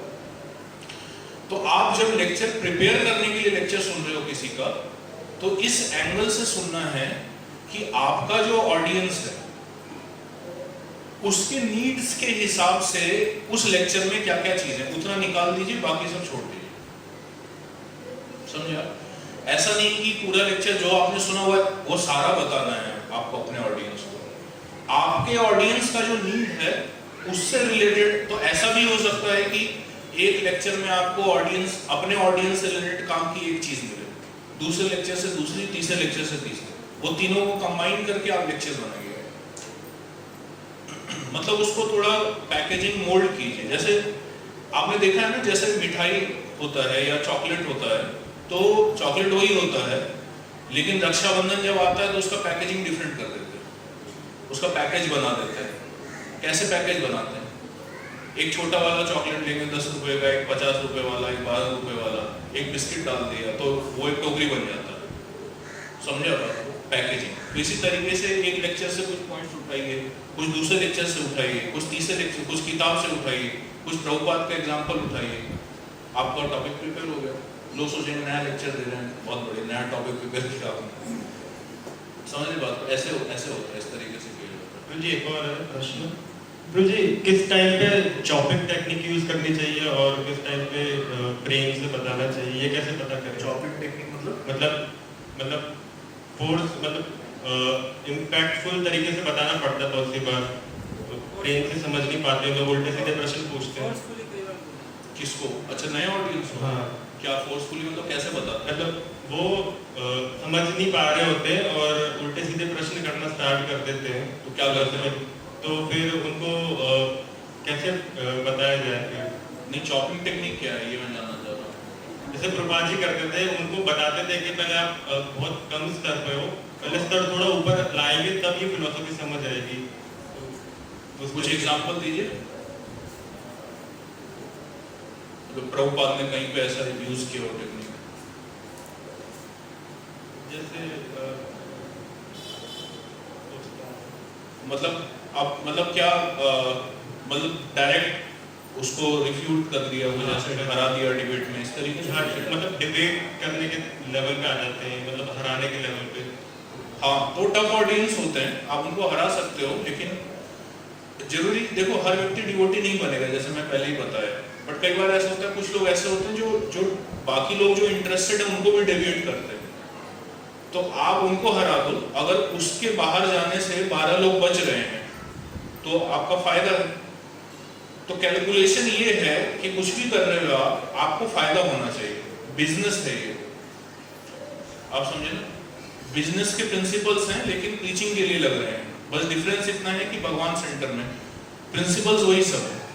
आपको फायदे नुकसान के टर्म्स में सोचना है कि आपने उससे डिबेट किया, पहले 13 लोग बैठे हुए थे, तो आपने एक व्यक्ति से डिबेट किया, तो अगर आप डिबेट नहीं करते तो वो 13 के 13 लोग चले जाते, उससे इन्फ्लुएंस हो गए और 13वां वो था। पर आपने डिबेट करके वो बाहर चला गया, गुस्सा हो गया, आपसे कभी आया ही नहीं मंदिर। लेकिन जब आप डिबेट कर रहे थे तो 12 लोगों को आंसर मिल गया, तो आपको फायदा हुआ ना। वैसे 13 लोग चले जाते, 0 बचते आपके पास, अभी 12 बचे, तो एक के जाने का कोई दिक्कत नहीं है। एक जा रहा है तो जाने दीजिए। संसार में नहीं भी 100% कुछ नहीं मिलता है, लेकिन सब नेगोशिएशंस हैं वर्ल्ड में। नेगोशिएशन में बस आपको देखना है ज्यादा फायदा आपका हो, है ना, इस तरीके से देखना। और दूसरा पक्ष ये है कि अगर आपको लग रहा है कि डिबेट करने से व्यक्ति जो है वो चला जाएगा, है ना, और नुकसान हो जाएगा, तो फिर नहीं करना चाहिए डिबेट। तो फिर क्या है कि, लेकिन डिबेट मत कीजिए, लेकिन उसको आंसर जरूर दीजिए कभी ना कभी। आपको याद होना चाहिए कि इसके माइंड में क्या क्या प्रश्न हैं, क्या डाउट्स हैं। तो हो सकता है आप डिसाइड करें कि अभी नहीं उत्तर देंगे हम, है कि नहीं, लेकिन कभी ना कभी आपको उसको किसी ना किसी तरीके से बताना पड़ेगा, ठीक है ना। तो डिबेट कर सकते हैं, कोई दिक्कत नहीं। हरे तो कृष्ण। बात टेक्निक की नहीं है, बात फायदे की है। ये क्वेश्चन ये नहीं कि कौन सा टेक्निक यूज करना है, क्वेश्चन ये कि किसमें ज्यादा फायदा है, वही करना है, काम करना है, समझे, पर्पस ओरिएंटेड। हाँ बोलो। हरे कृष्ण। प्रभु जी, आपने नींद की बात कही। देख रहे हैं हम अभी जो इस टाइम का जो समय चल रहा है कोरोना के टाइम में, और कईयों ने इसका फायदा उठाया प्रचार करने के लिए। जैसे कि ऑक्सीजन अवेलेबल नहीं हो रही थी, तो कई सेंटरों में ऑक्सीजन अवेलेबल कराई, ताकि ऑक्सीजन के माध्यम से कम से कम लोग मंदिर तक पहुँचे। और जैसे कि वैक्सीनेशन, अगर मान लीजिए ऑक्सीजन के माध्यम से मंदिर नहीं भी पहुंच रहे, बट ऑक्सीजन के माध्यम से लोग जिंदा रह रहे हैं, तो कभी ना कभी आप तो पहुंचोगे। और मरी गया व्यक्ति तो फिर प्रचार क्या होगा। लेकिन कम से कम ये कि उसको आवश्यकता थी, नीड उसको ऑक्सीजन की थी। जिंदा है तो कभी तो भगवदगीता ले लेगा, आप हो सकता है पहुंच जाए, उससे भी कईयों को मंदिर तक पहुंचने में मिली। और दूसरा देखने में आज जो वैक्सीन लग रही है, वैक्सीन भी मैं कह रहा हूँ ज़्यादातर जो भी निरंकार वाले हैं, जो मायावादी वाले हैं, उन्होंने ज़्यादातर आप अगर देखेंगे ऑनलाइन में वैक्सीनेशन वहीं पर ही हो रहा है। ज़्यादातर जो मायावादी वाले हैं, उन्होंने उनको बुलाने के लिए बहुत बढ़िया टेक्निक अपनाई। और वो हमको ध्यान देना चाहिए कि क्या नीड थी, आपसे समझ में आया कि उन्होंने नीड का फायदा उठाकर उनको वहाँ तक बुलाया। हाँ, ये आप कुछ प्रश्न पूछ रहे थे या बता रहे थे? हाँ, करेक्ट, सही कह रहे हैं। तो हमें देखना चाहिए कि हम क्या कर सकते हैं, उसके हिसाब से चीजें करनी चाहिए। हर चीज हमें करने की आवश्यकता नहीं, किसी को हम डेलीगेट कर सकते। यहाँ पे वो लोग काम आते हैं जो बिल्कुल माला वाला नहीं करते, आप समझे। इन सब कामों में वो लोग यूज होते हैं, इसलिए किसी को छोड़ना नहीं चाहिए, बात करते रहना चाहिए, रिलेशनशिप बना के रखना चाहिए। प्रभुपाद को आप देखेंगे ऐसे करते थे। जैसे देखो जॉर्ज हैरिसन है, प्रभुपाद ने कभी दीक्षा नहीं दिया उनको, लेकिन जॉर्ज हैरिसन ने कृष्णा बुक में शुरुआत में फॉरवर्ड लिखा, साइन किया, उसकी वजह से कितने लोग भक्त बन गए कृष्णा बुक लेके, आप समझ रहे हैं बात को। तो उसको सेवा में इन्वॉल्व कर दिया ना प्रभुपाद ने। ऑल्दो जॉर्ज हैरिसन क्या चाह रहे थे दीक्षा लेना, और प्रभुपाद ने मना किया कि आप दीक्षा मत लो, आप जो कर रहे हो करते रहो, बट उसको यूज सेवा में लगाया प्रभुपाद ने। तो हर व्यक्ति काम आता है ना। एक मतलब एक बार प्रभु जी बात बोल रहे थे किसी व्यक्ति से, मुझे काफी अच्छा लगा कि इस संसार में एक सुई का भी अपना एक काम है, तो छोटा एक घास का तिनका है, उसका भी अपना एक रोल है। जैसे कैक्टस होता है है ना, कैक्टस जो रेगिस्तान में उगता है, हम उसको देखते हैं कांटा होता है उसके अंदर, तो बड़ी घृणा से देखते हैं, या लगता है क्या कांटे वाटे हैं इसके अंदर, बिल्कुल सुंदर नहीं दिख रहा है लेकिन जो कैक्टस होता है उसके लिए वो कांटा फायदेमंद होता है, रेगिस्तान जैसे जगह में उसको जिंदा रहने में हेल्प करता है। उसमें पत्ते नहीं होते, क्योंकि पत्ता, खुला पत्ता जिस भी पौधों में होता है उससे जो है पानी जो है बाहर जाता है। कैक्टस के जो पत्ते होते हैं वो कांटे बन जाते हैं ताकि उसका सरफेस एरिया कम रहे, पानी इवेपोरेट ना हो गर्मी में, पानी बचा रहे, तो उसके लिए जीने मरने का सवाल है कांटा। हम वहाँ पे आर्ट ढूंढ रहे हैं, एस्थेटिक्स देख रहे हैं जाके कि सुंदर नहीं लग रहा है, अच्छा नहीं लग रहा है, तो वहाँ पे उसके जीने मरने की बात है। तो इस तरीके से जो है हर व्यक्ति का और वो कांटे का भी काम है, लेकिन जहर का भी अपना एक काम होता है। तो ये चीज है, महान क्रिएचर्स इस तरीके से सोच पाते हैं, हम लोग हो सकता है इतना ना कर पाए, बट पता होना चाहिए हमें कि ये भी प्रिंसिपल है ऐसा। रोरी मेरा प्रश्न ये वो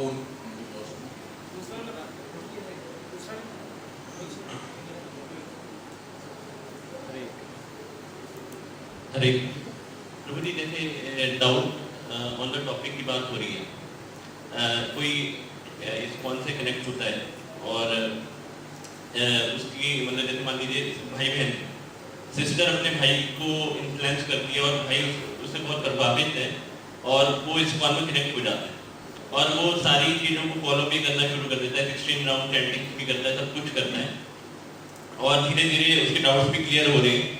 लेकिन अचानक कोई फैमिली में झगड़ा हो जाता है उसका और फिर वो इस्कॉन को छोड़ देता है। अब उसको टॉपिक्स के डाउट नहीं क्रिएट हो रहे हैं, उसको डाउट हो रहा है इस्कॉन पे कि भाई इस्कॉन जो है मतलब वो क्या सिखाता है, मतलब वो ये सिखाता है कि भाई झगड़ा होना चाहिए।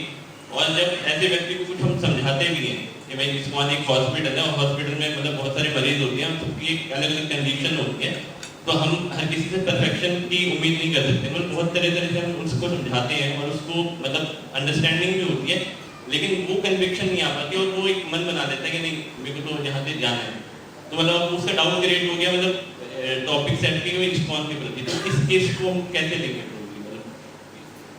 कई सारी समस्याएं ऐसी हैं जो समस्याएं तक बात ना पहुंचे तो ही अच्छा है, उससे समस्याओं का हल कई बार उससे पहले होता है, समस्या जब हो जाए तो फिर कई बार कुछ नहीं कर सकते, लेकिन तो पहले ही लोगों को मैच्योर करना चाहिए, सब बताना चाहिए कि कैसे डीलिंग करना है फ्रेंड्स के साथ, पेरेंट्स के साथ, रिलेटिव्स के साथ, लेकिन और दूसरा ये भी है कि इस्कॉन एज अ ऑर्गेनाइजेशन कम प्रेजेंट करना चाहिए, हमें फिलॉसफी पे ज़्यादा फोकस करना चाहिए। वैदिक शास्त्र से ये फिलॉसफी आया है, ये सब पॉइंट ज़्यादा बोलने चाहिए। इस्कॉन वर्ड जो है थोड़ा प्रीचिंग में पीछे रखना चाहिए, फिलॉसफी, शास्त्र, भगवान, ये सब चीज़ों को ज़्यादा आगे रखना चाहिए। सेजेस, ऋषि मुनि, आप समझे ना, इससे दो फायदे होते हैं। जब भी आप किसी चीज़ को शेप दे देते हो तो उसको टारगेट करना आसान हो जाता है, आप समझे, जब कोई चीज़ को शेप दे देते हो आप तो उसको टारगेट करना आसान हो जाता है। जैसे लोगों के लिए बहुत आसान है इस्कॉन को क्रिटिसाइज करना, क्योंकि इस्कॉन एक स्ट्रक्चर है, एक ऑर्गेनाइजेशन है, बट वैदिक सभ्यता को कैसे क्रिटिसाइज करोगे आप नहीं कर सकते, क्योंकि उसमें इतनी सारी चीजें है कि नहीं। तो इसलिए शुरुआत में जब तक व्यक्ति बहुत मैच्योर नहीं हो जाता तब तक उसको इंटरनल जो जार्गन्स हैं हमारे, है ना, वो सब से इंट्रोड्यूस नहीं कराना चाहिए। जब तक व्यक्ति बहुत मैच्योर नहीं हो जाता तब तक उसको फिलॉसफी, शास्त्र, बोलिए भगवद गीता में लिखा है, लेकिन आप बोलिए मेरे से डिस्कस कीजिए, ये मत बोलिए कि इस्कॉन में आइए, आप बोलिए मेरे से डिस्कस कीजिए, मंदिर आइए, डीटीज दर्शन करने आइए भगवान का, ये मत बोलिए कि इस्कॉन टेम्पल आइए। बहुत फर्क पड़ता है इन सब चीजों में, आपको बता रहा हूँ। ये सब समस्याएं इसी वजह से आती है, हम उनको टारगेट देते हैं कि ये हिट करो। तो लोगों को ऐसे भी ऑर्गेनाइजेशन से पहले से ऑर्गेनाइजेशन का कंसेप्ट क्लियर नहीं होता है लोगों को कि ऑर्गेनाइजेशन क्या है, पैसे कमाने का जरिया, ऐसे बहुत तरीके के डाउट्स होते हैं। इसलिए भगवान जो है दोनों आइडेंटिटी बना के रखते हैं। कुछ को लगता है कि वो निराकार है तो वो निराकार का आइडेंटिटी इसलिए मेंटेन करते हैं क्योंकि उसको टारगेट नहीं कर सकते। निराकार को क्या टारगेट करोगे आप? अब मूर्ति है, मूर्ति तोड़ दिया जाता है कई बार, तो उन लोगों को यही बता के रखते हैं कि देखो मेरा कोई फॉर्म वॉर्म नहीं है ठीक है ना, मैं हर जगह हूँ तो वो टारगेट नहीं कर सकते आप। तो जो बहुत समझदार लोग हैं उन्हीं को फॉर्म के बारे में बताया भगवान ने कि मैं ऐसे खड़ा रहता हूँ, मैं ऐसे बांसुरी बजाता हूँ। आप समझिए किसी बेवकूफ व्यक्ति को बता दें कि फॉर्म है तो वो टारगेटेबल हो जाते हैं, कैसे क्यों खड़े रहते हैं, क्या काला रंग है आपका, मोर पंख लगा रखा है या ये कौन सा स्टाइल है, ऐसे थोड़ी पहनते हैं, है कि नहीं। ब्रेसलेट पहनिए समझे बात को, फैशन एडवाइस देने लग जाएंगे लोग भगवान को। तो इसलिए भगवान फॉर्म नहीं बताते सबको, उसको बता के रखते कि मैं मेरा कोई आकार नहीं, पूछते भी तो भी नहीं बताते। आप समझे, एक रिलीजन के संस्थापक आचार्य हैं, एक रिलीजन है वर्ल्ड में, उन्होंने जब पहाड़ के ऊपर गए तो उन्होंने पूछा कि गॉड कैसे दिखते हैं, तो उनको बताया नहीं गया। तो उन्होंने जो नीचे आके किताब बताया उसमें भी नहीं बताया गया कि गॉड का फॉर्म कैसा है। आप समझ बात को, तो क्यों नहीं बताया, क्यों नहीं बताया? क्योंकि टारगेट हो जाएंगे ना, फिर गलती ढूंढने लगेंगे लोग, उतने मैच्योर नहीं है ऑब्वियसली। पर जो मैच्योर लोग हैं उनको फॉर्म के बारे में बताया गया। तो भगवान का दोनों आइडेंटिटी और दोनों का अपना अपना महत्व है कि नहीं। तो समझदार लोगों को जो है ये सब चीजें, टारगेटेबल चीजें बतानी चाहिए जब थोड़ा समझदार हो रहे हैं, है ना। बट सबसे पहले उनको फिलॉसफी क्लियर करना चाहिए। देखो बस टैग लगाने की बात है ना कि इस्कॉन का डिवोटी है, तो कभी भी लगा सकते हो आप, लेकिन जो तत्व है, जो सिद्धांत है कि नहीं, जो चेतना है, वो उसके ऊपर मेहनत करना पड़ता है। तो सबसे पहले वो चीजें करनी चाहिए, है कि नहीं। ये मत बोलिए इस्कॉन के प्रोग्राम में आइए, आप बोलिए भागवत प्रोग्राम में आइए, है ना, कुछ नाम रख लीजिए प्रोग्राम का, इस तरीके से कुछ बताइए। पर्सनलिज्म ज्यादा रखिए आप, सही हम क्लास कर रहे हैं आप आइए, इस तरीके से पर्सनलिज्म जो है ज्यादा रखिए। ब्रांड का नाम कम यूज करना चाहिए, समझ रहे हैं, नहीं तो टारगेटेबल हो जाता है। लेकिन प्रभु जी जैसे मतलब कहीं पूरी नॉलेज भी होती है, पूरी नॉलेज होती है कहीं को, मतलब उनको नॉलेज है, उनके किसी फैमिली मेंबर में उनके कनेक्टेड है, उसको पूरी नॉलेज है, सब चीज़ें मतलब बताने की जरूरत नहीं है, उनको पता ही है, मतलब खुद से भी एक्सप्लोर करते हैं, सब चीज़ें खुद से पता है। तो ऐसा क्या होता है कि जब कई बार फैमिली में ऐसे झगड़े होते हैं तो उसका मतलब एक तरह से एग्रेशन हो जाता है, या मतलब क्या होता है कुछ इमोशंस हर्ट होते हैं, मतलब अगर सिस्टमेटिक ढंग से भी चल रहे हैं, बिल्कुल सिस्टमेटिक ढंग से चल रहे हैं जैसा सिलेबस में है, फिर भी ऐसा हो जाता है। मतलब इसलिए हर व्यक्ति को फ्रीडम होना चाहिए, है ना। तो ह्यूमन जो लाइफ है उसका सबसे पहला उद्देश्य जो है, ह्यूमन लाइफ का सबसे पहला उद्देश्य है फ्रीडम। आप समझे, फ्रीडम एंड लिबर्टी, ये दो सबसे पहला उद्देश्य है। जिसके पास फ्रीडम नहीं है वो धर्म के रास्ते पे नहीं चल सकता। तो आप सबसे पहला स्ट्रगल ये होता है होना चाहिए डिवोटी का, कि वो अपने लाइफ को कैसे इस तरीके से मोल्ड करे, एकदम से नहीं होगा बट प्लान करना पड़ता है, इस तरीके से मोल्ड करे कि उसके पास फ्रीडम हो। क्या करने के लिए? धर्म के रास्ते पे चलने के लिए स्वतंत्रता हो। तो स्वतंत्र होना जो है वो सबसे पहला लक्ष्य है मनुष्य जीवन का। ये एक ऐसा काम है जो मनुष्य सोच सकता है, केवल जानवर नहीं सोच सकता। जानवर स्वतंत्र नहीं रहता है कभी भी, मनुष्य स्वतंत्र रह सकता है धर्म को फॉलो करने के लिए। किसी ना किसी पे तो डिपेंड रहेगा ही वैसे, लेकिन ऐसे लोगों पे डिपेंड रहिए जो कि धर्म के मार्ग पे आगे चलने के लिए हमें प्रेरित करें। तो आप अगर कुछ ऐसे लोगों से अटैच्ड हैं, अटैच का मतलब क्या होता है? अटैच का मतलब ये नहीं होता कि आप प्रेम करते हैं उससे, या जो है वो तो संबंध में कोई व्यक्ति है तो प्रेम रहेगा ही, प्रेम होने के बावजूद भी डिटैच रहना चाहिए। तो ये हम सुनते हैं, बट इसका मीनिंग क्या होता है? इसका मीनिंग ये होता है कि आपके अंदर आपका जो लाइफ है वो ऐसा होना चाहिए कि अगर आप जिससे प्रेम करते हैं वो भी अगर आपको मजबूर कर रहा है, क्योंकि प्रेम को लोग जो है वो वीकनेस की तरह यूज करते हैं, आपको मैनिपुलेट करेंगे लोग। संसार समाज भौतिक संसार इस तरीके का है कि आप समझे ना कि जिससे भी आप अटैच हो गए वो मैनिपुलेट करने लगेगा आपको। तो मैनिपुलेट हुए बगैर हम रह नहीं सकते, ये भी समझ लीजिए, क्योंकि हमेशा हमसे ज्यादा बुद्धिमान लोग कुछ होंगे इस संसार में। पर हमारी बुद्धिमानी क्या है कि ऐसे लोगों के अंडर में रहना, ऐसे लोगों से मैनिपुलेट होना जो धर्म के रास्ते पे चलवा रहे हैं, समझ रहे? ये चॉइस हमारा है। और ऐसे लोगों से दूर रहना जो कि अपोजिट डायरेक्शन में मैनिपुलेट कर सकता है, वो आपसे ज्यादा समझदार होगा।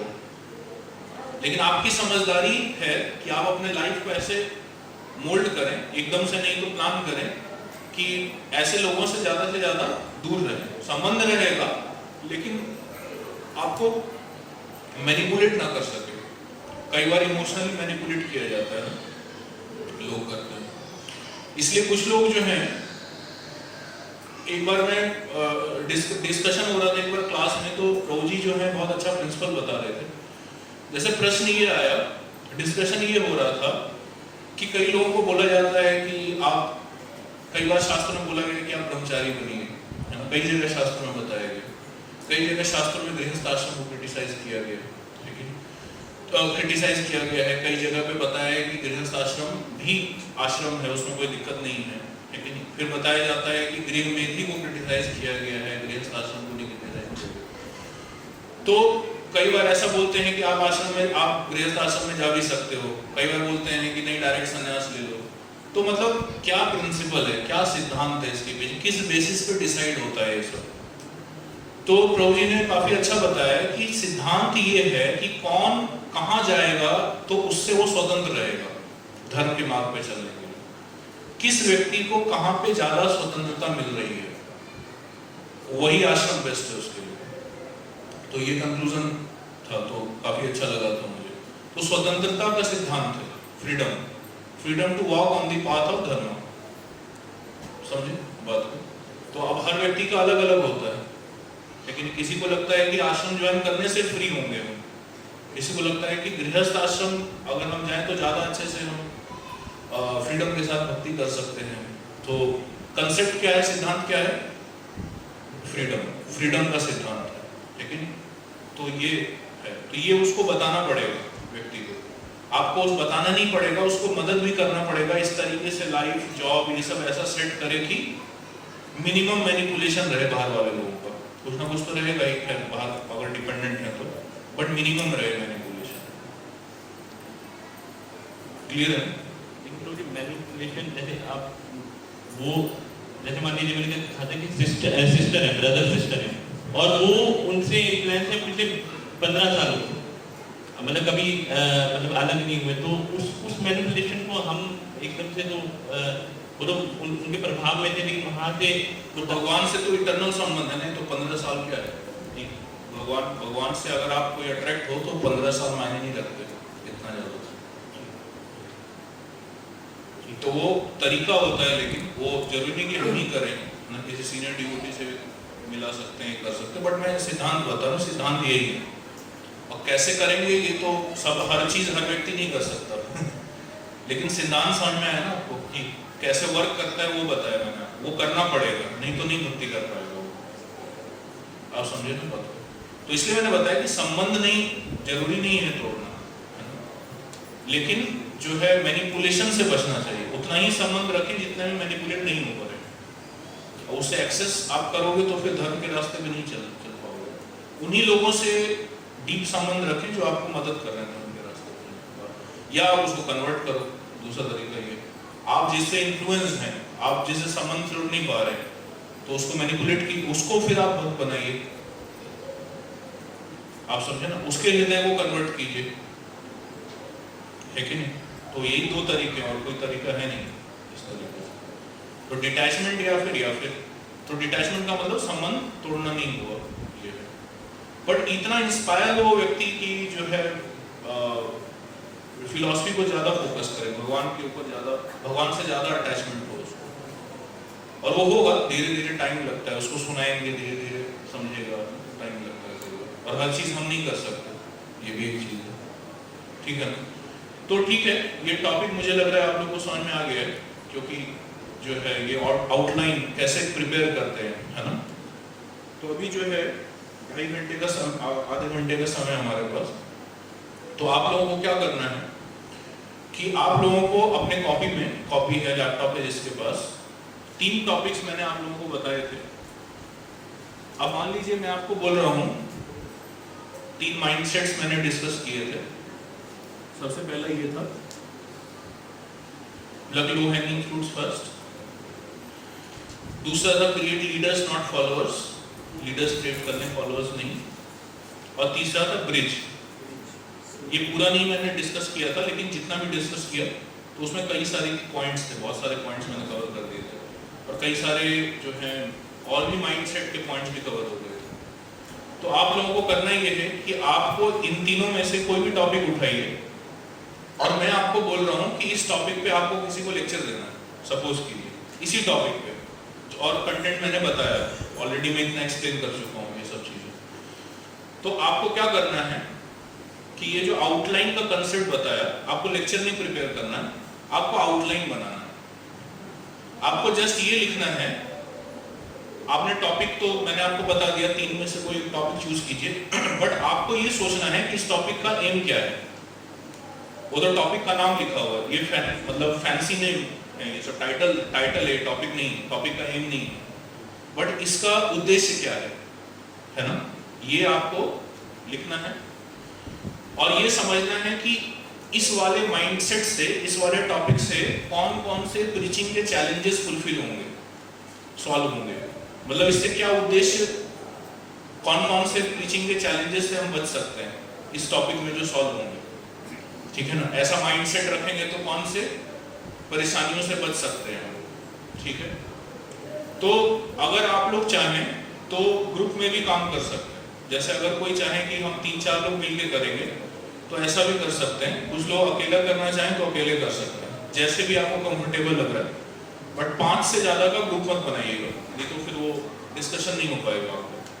तो मिनिमम 5 लोगों का ग्रुप बना सकते हैं आपस में ही जो बैठे हुए हैं, या फिर इंडिविजुअल आपको अगर अकेले करना है तो अकेले कीजिए, तो दोनों ऑप्शन।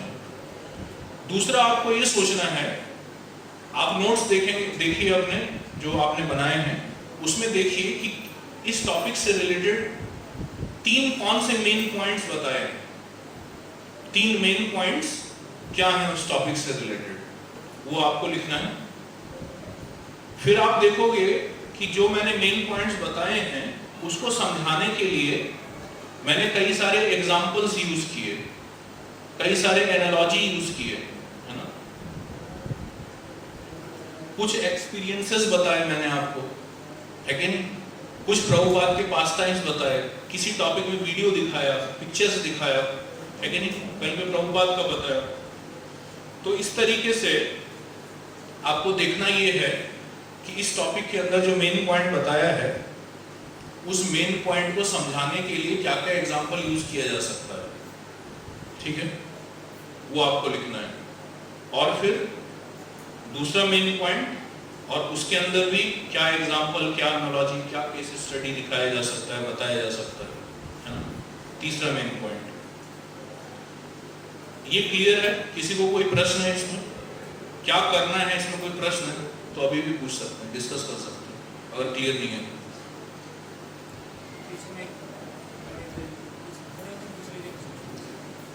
ये क्या एक्सरसाइज करना है, सबको क्लियर है आप लोगों को? जिसको क्लियर है हाथ उठाइए, क्या करना है।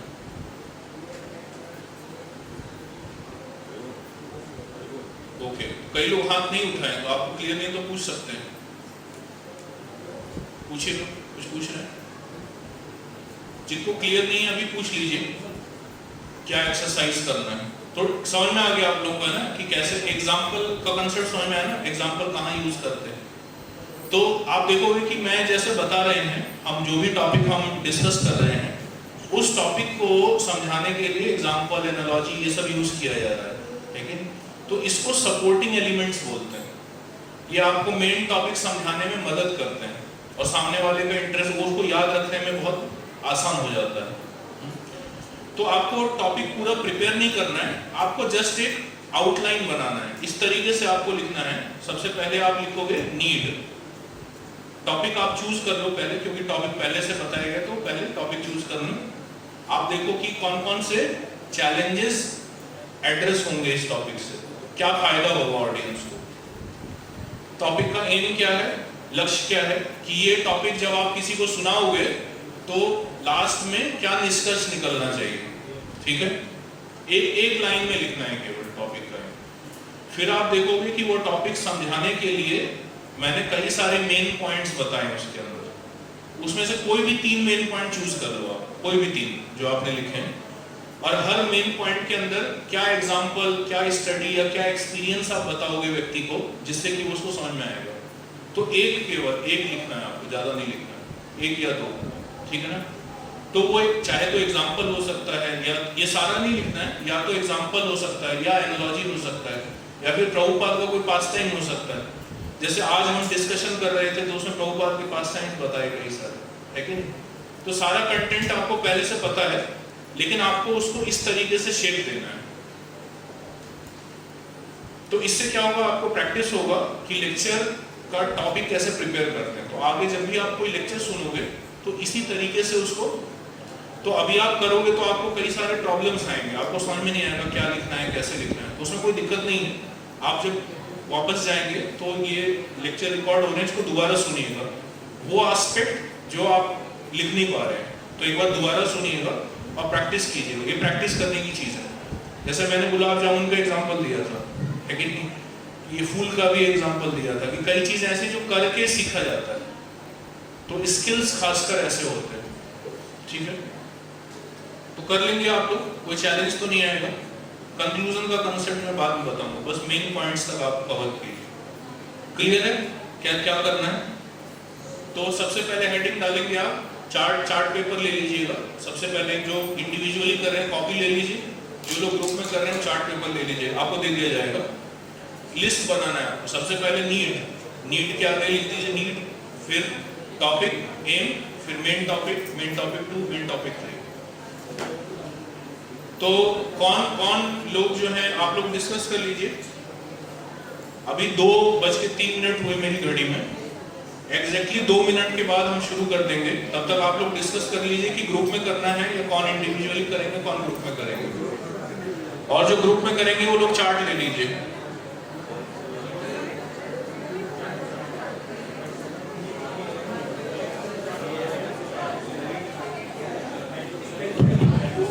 हरे कृष्णा। अभी गौरव है प्रभु और प्रतिरुद्धान प्रभु चार्ट लेके आ रहे हैं, तो जो भी बात ग्रुप में कर रहे हैं हम चार्ट पेपर ले सकते हैं। स्केच पेन भी अवेलेबल है, आपको स्केच पेन या मार्कर्स। जो हमारा पॉइंट था नीड, उसमें मैंने डिफाइन किया है। टॉपिक क्या चूज किया आपने, वो बताइए पहले। टॉपिक है क्रिएट लीडर्स नॉट फॉलोअर्स। तो इसमें जो सबसे फर्स्ट डाइवर्जन किया है वो है नीड। तो मैं बीच में थोड़ा रोकूंगा आपको ना एक्सप्लेन करने के लिए।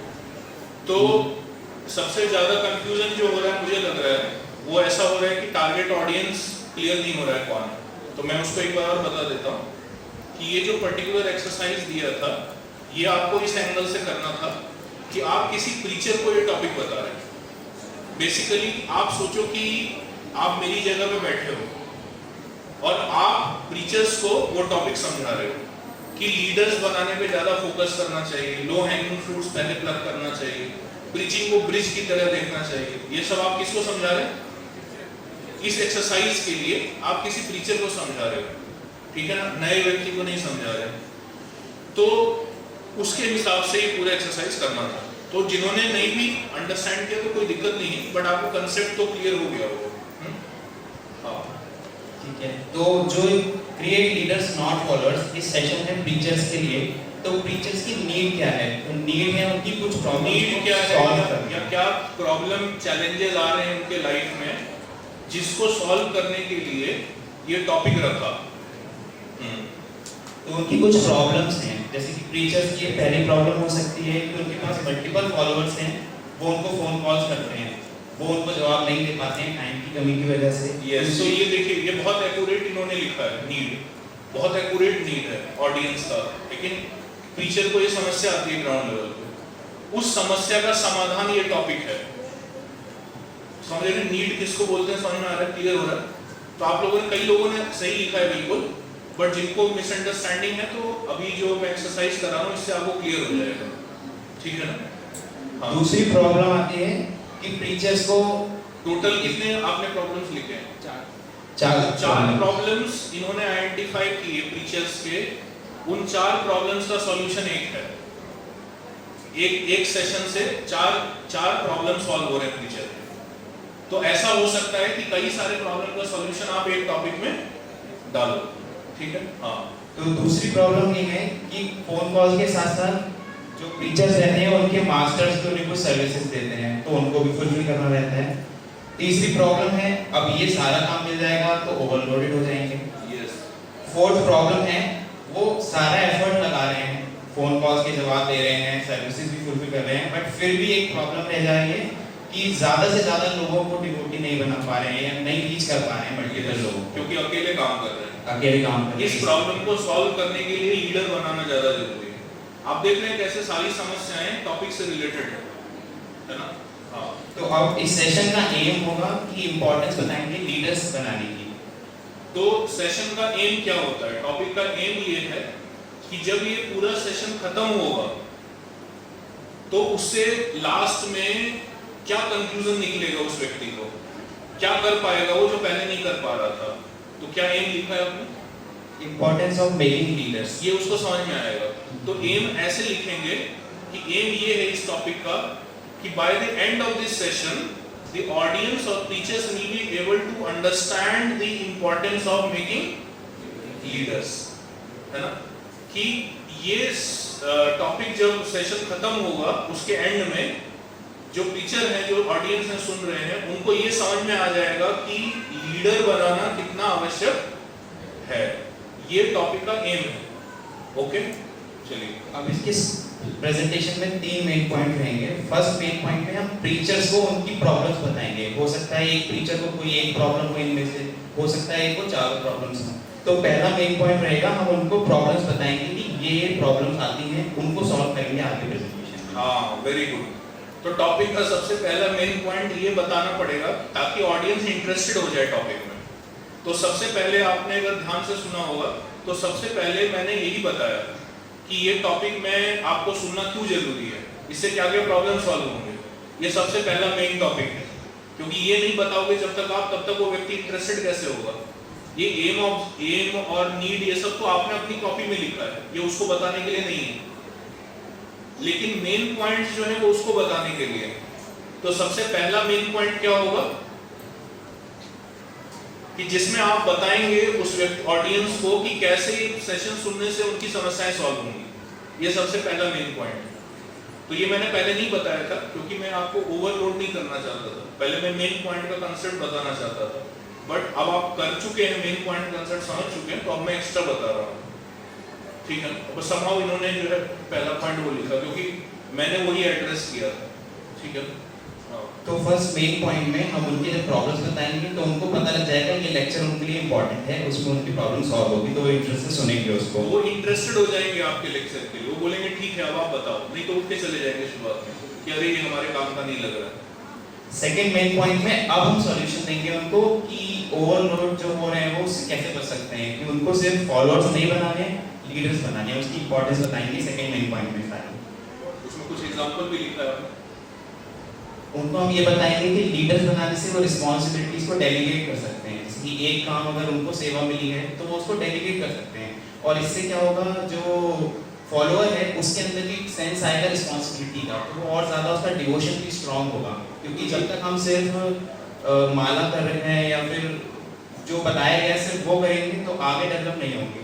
अगर उन्हें कुछ रिस्पॉन्सिबिलिटी देंगे तो उनके अंदर सेंस आएगा कि मुझे ये करना है, मैं इसका पार्ट हूँ। अब आप ये बताइए जो डेलीगेशन का कंसेप्ट बताया, इसमें मैंने एक एनालॉजी दिया था ये समझाने के लिए कि डेलीगेशन होता क्या है। उसमें एक एनालॉजी दिया था, किसी को याद है? एक एग्जांपल यूज किया था। हाँ भाई, टिकट वाला एग्जांपल दिया था आपने। क्या? कि जब वो ट्रेवल जा रहे थे टिकट नंबर देखिए तो आपको साथ लेके। हाँ, लोड का एग्जांपल दिया था कि सर्विस आपके पास रिस्पॉन्सिबिलिटीज हैं कई सारे। Of course burden of love है, वो प्रेम की वजह से लिया है वो बर्डन, बट वो कई सारी रिस्पॉन्सिबिलिटीज हैं, तो वो बर्डन जैसा लगता है कई कभार, ठीक है। तो उसको, लेकिन बर्डन ऑफ लव है, लेकिन वो, ठीक है, तो उसको शेयर करने वाले लोग होने चाहिए। तो ये एनालॉजी है, तो ये आप उसमें ऐड कर सकते हैं। तो हर मेन पॉइंट के साथ आपको कुछ एग्जाम्पल, एनालॉजी, एक्सपीरियंस, ठीक है, जैसे बताया एक्सपीरियंस था, प्रभुपाद का कोट, श्लोक, वीडियो दिखा सकते हैं। एक जगह मैंने वीडियो दिखा के बताया आपको, ठीक है। तो ऐसे वैरायटी रहेगा आपके प्रेजेंटेशन में, ठीक है ना। तो हर मेन पॉइंट से रिलेटेड आपको एग्जांपल्स, एनालॉजी या केस स्टडी कुछ बता। ठीक है, सेकंड मेन पॉइंट क्या है? थर्ड सेकेंड मेन पॉइंट में हमने सॉल्यूशन दे दिया। अब थर्ड मेन पॉइंट में हम उस सॉल्यूशन के बेनिफिट्स बताएंगे कि उससे एक्स्ट्रा क्या बेनिफिट्स होंगे। पहला तो वही जो मैंने बताया, सेंस ऑफ रिस्पांसिबिलिटीज आएगा डिवोटीज में, और रिस्पांसिबिलिटी भी कम होगी। तो ये दो फायदे हो गए उसके सॉल्यूशन के। तीसरा फायदा ये होगा, जो फोर्थ प्रॉब्लम थी कि ज्यादा डिवोटीज नहीं आ रहे हैं। अब अगर 10 फॉलोअर बनाए हैं तो उसका कोई फायदा नहीं है। अगर एक लीडर बनाया है तो वो आगे चल के 10 फॉलोअर और बनाएगा। तो हमने अपनी पावर को डबल कर दिया, इंटू 2।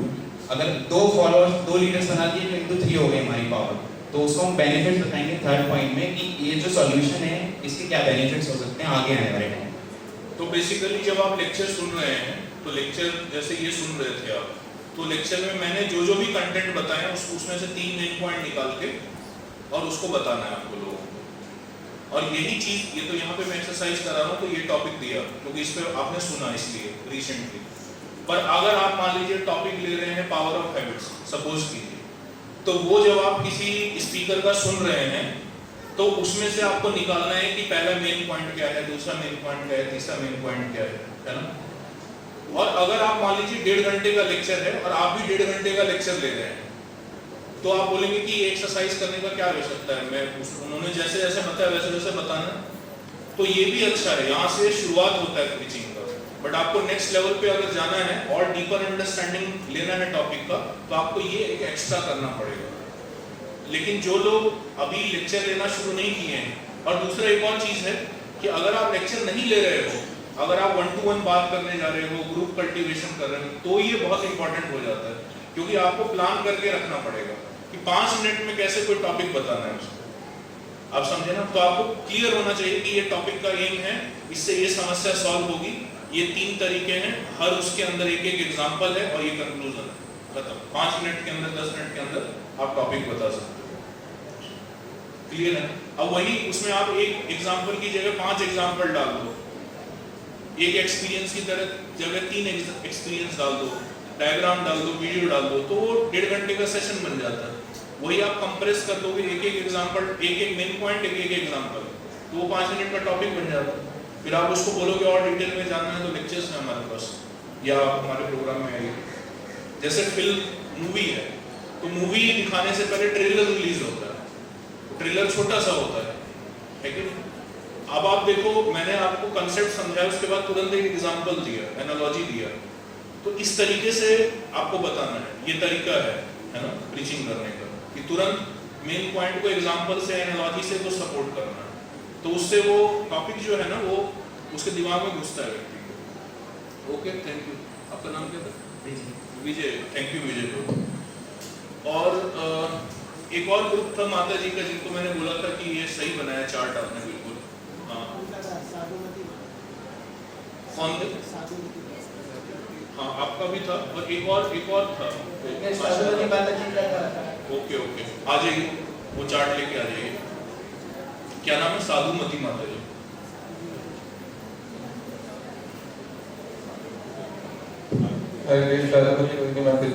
आप लोग, कई सारे लोगों ने सही बनाया है, आप लोगों ने, बहुत सारे लोगों ने सही बनाया है, बिल्कुल।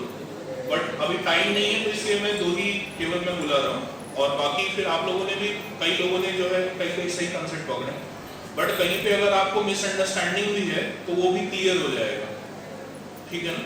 तो इसलिए कोई एक व्यक्ति बोल दो, बता सकते हैं। जैसे चार्ट बनाया था ना आप लोगों ने, अच्छा, तो ऐसे बता दीजिए, आप माइक ले लीजिए, आप बैठ जाइएगा, एक एक कोई बता दीजिए। हरे Krishna, myself Sadhumati Rohini Devidasi from ISKCON Bareilly. My topic was, I was in with the group, so my topic was plucking low hanging fruits first. So पहले जो needs या challenges जो solve हुए थे उस topic को related, first is we generally focus on person who are not coming. तो इससे challenge solve हुआ कि हम जैसे calls करते हैं बार-बार और लोग आते नहीं हैं, और जैसे प्रभु जी भी बता रहे थे कि 15 लोग आ रहे हैं पर 16% क्यों नहीं आ रहे हैं, उस पर फोकस करते हैं। तो ये चैलेंज सॉल्व हुआ कि जो आ रहे हैं उनके लिए क्या करना है हमें, तो ये first challenge solve those topics से related. Second, time and effort will be well directed. हमारा जो time है, effort है, energy है, that will be well directed. We will be able to focus more जो हमारे पास आ रहे हैं. Then हमारी right audience मिल गई जिनसे हमें leaders create करना है. तो इसमें आप देखेंगे कि जो प्रभु जी ने जो पहले आए थे प्रभु जी, उन्होंने जो पॉइंट्स लिखे थे, नीड्स लिखा था, वो चैलेंज के फॉर्मेट में लिखा था. तो आपने जो नीड्स लिखा है वो सॉल्यूशन के फॉर्मेट में लिखा है थोड़ा, हालांकि पॉइंट्स वही हैं, बट इसको चैलेंज के फॉर्मेट में लिखेंगे तो और ज्यादा क्लैरिटी आएगा. पॉइंट्स यही हैं, बट उसको ऐसे लिखना है कि ये चैलेंज है कुछ. आप समझे, प्रचार टीचर को क्या चैलेंज फेस हो रहा है, ऑब्स्टेकल क्या फेस हो रहा है, उस फॉर्मेट में थोड़ा सा लिखें. बट ये पॉइंट सही है जब उसको रिफ्रेश करने की बात है. और fourth challenge border on one question. हाँ, इस तरीके से रिफ्रेश करना है उसको. एम फर्स्ट कल्टीवेट और nourish easily available audience. Yes, तो मतलब एम मतलब क्या है, ये टॉपिक आप जब बता लोगे तो क्या कंक्लूजन निकलेगा टीचर को कि सबसे पहले हमें इसको नॉलेज करना है जो इजीली अवेलेबल ऑडियंस है. तो ये एम बिल्कुल accurate. Yes. Main point 1. Invest your time and energy in regular devotees first. Yes. इसका example Prabhu ji fruit, low hanging fruits, we have to approach them Yes. first to get the energy. और प्रभु जी balloons का भी example दिया था कि जैसे कुछ आपने experience share किया था कि birthday party था तो हमने एक बड़ा balloon लगाया और उसी पे focus किया कि ये फूट जाए, but साथ में भी और तो बेसिकली मेन पॉइंट अब क्या है, कंटेंट शुरू हो गया मेन. तो सबसे पहला मेन पॉइंट बताना है, पर उस मेन पॉइंट को बता के अगले मेन पॉइंट में नहीं जाना है, उस पर ठहरना है, उससे रिलेटेड कुछ एग्जांपल बताइए, कुछ एनालॉजी बताइए. इसको प्रोजेक्टर बंद कर दिए, ऑन करो. कुछ एग्जांपल बताइए, कुछ एनालॉजी बताइए. तो मैंने ज्यादातर एग्जांपल्स, एनालॉजीज बताए, एक्सपीरियंस बताए, बट आप जब नए लोगों को लेक्चर लेंगे तो हो सकता है आपको कुछ बाहर से कुछ कोड बताना पड़े, कुछ केस स्टडी बताना पड़े. जनरली आप देखोगे जो फर्स्ट प्रोग्राम होता है, वन टाइम प्रोग्राम, उसमें स्टैटिस्टिक्स बताते हैं कि अमेरिका में इतना प्रॉब्लम है कि नहीं, या इतना सुसाइड रेट बढ़ रहा है इंडिया में. तो ये सब क्या है कि आप किसी मेन पॉइंट को सपोर्ट करने के लिए कुछ केस स्टडीज, एग्जांपल्स बता रहे हैं. ठीक है ना जी. ऑडियंस की तरफ फेस कर सकते. With the help of regular cultivated audience, we will reach the toughest audience. Again, the example जो आपने fruits का बताया था कि हम पहले एनर्जी ले लेंगे जो नीचे fruit है और फिर उनको खा के हम जो है पेड़ पे चढ़ने का एनर्जी. तो अब देखिए एनालॉजी जो भी आप लेंगे उसको रुक के थोड़ा समझाना है कि ये कैसे मेन पॉइंट से कनेक्टेड है. ठीक है. नेक्स्ट मेन पॉइंट क्या है? Third, we will share our services. जो leaders होंगे, they will assist us, share our services and reduce our burden. Yes. तो ये थर्ड मेन पॉइंट हो गया. अब इसमें एनालॉजी, एग्जांपल क्या बताया? प्रभु जी जो आपने बताया था कि सिर पे इतना यस, लोड. तो एग्जांपल और एनालॉजी बताने से लोगों के दिमाग में वो पिक्चर बनता है जिससे वो मेन पॉइंट, मेन टॉपिक आपका समझ में आता है. ठीक है. तो प्रभु जी अगर आपने बताया था कि हमारे पास इतनी सर्विसेज हैं और हमारे पास असिस्ट करने के लिए होंगे लीडर्स, तो हम जो है ज़्यादा सर्विसेज ले पाएंगे और अपने लिए भी समय निकाल पाएंगे कि हम इम्प्रूव करेंगे. Yes. And conclusion is the same as the correct. तो कंक्लूजन जो है वो ठीक है. Thank you. आप बैठ सकते हैं. तो कंक्लूजन जो है वो एम ही होगा, बट जस्ट आपको सेशन के बाद में उसको रिपीट करना है कि तो आज हमने सीखा कि हमें सबसे ज्यादा फोकस उन लोगों पे करना चाहिए जो इजीली अवेलेबल हैं, जो कम टाइम और एनर्जी में डिवोटी बन सकते हैं, और फिर उनकी सहायता से हमें आगे लोगों को कल्टीवेट करना है. ठीक है. तो थैंक यू वेरी मच. तो जी मैंने दो ही लोगों का वो लिया कि दो ही ग्रुप्स का लिया क्योंकि समय नहीं है. तो अब हम कल जो है हम सीखेंगे कि ये जो आपने फ्लो बनाया है इसके ऊपर प्रेजेंटेशन कैसे बनाते हैं, पीपीटी या फिर ड्रामा कैसे बनाते हैं, और कुछ माइंडसेट्स जो हैं काफ़ी हमने डिस्कस कर लिए, बट कल सुबह को हम उसको और भी बाकी जो बच गए हम उस पर डिस्कस करेंगे. Thank you very much. Hare Krishna. जय गुरु श्रील प्रभुपाद की. Hare Krishna. Thank you so much, Prabhuji, for such a wonderful session. Camp के लास्ट दिन में मैं ये सारा PDF PPT ये सब मैं ग्रुप में डाल दूंगा, तो आपको अवेलेबल रहेगा। तो हम सभी एक बार प्रभु का हार्दिक आभार व्यक्त करेंगे और हमारा आभार व्यक्त करने का तरीका क्या है? हरे कृष्णा कृष्णा कृष्णा हरे हरे, हरे राम राम राम हरे हरे। तो अभी सबको उसका बेसब्री से इंतजार था, सालों तो वेट कर रहा है था, बट अभी थोड़ा आधार का सर्विंग चल रहा है, तो अभी वेट कर सकते हैं 5 मिनट, फिर उसके बाद और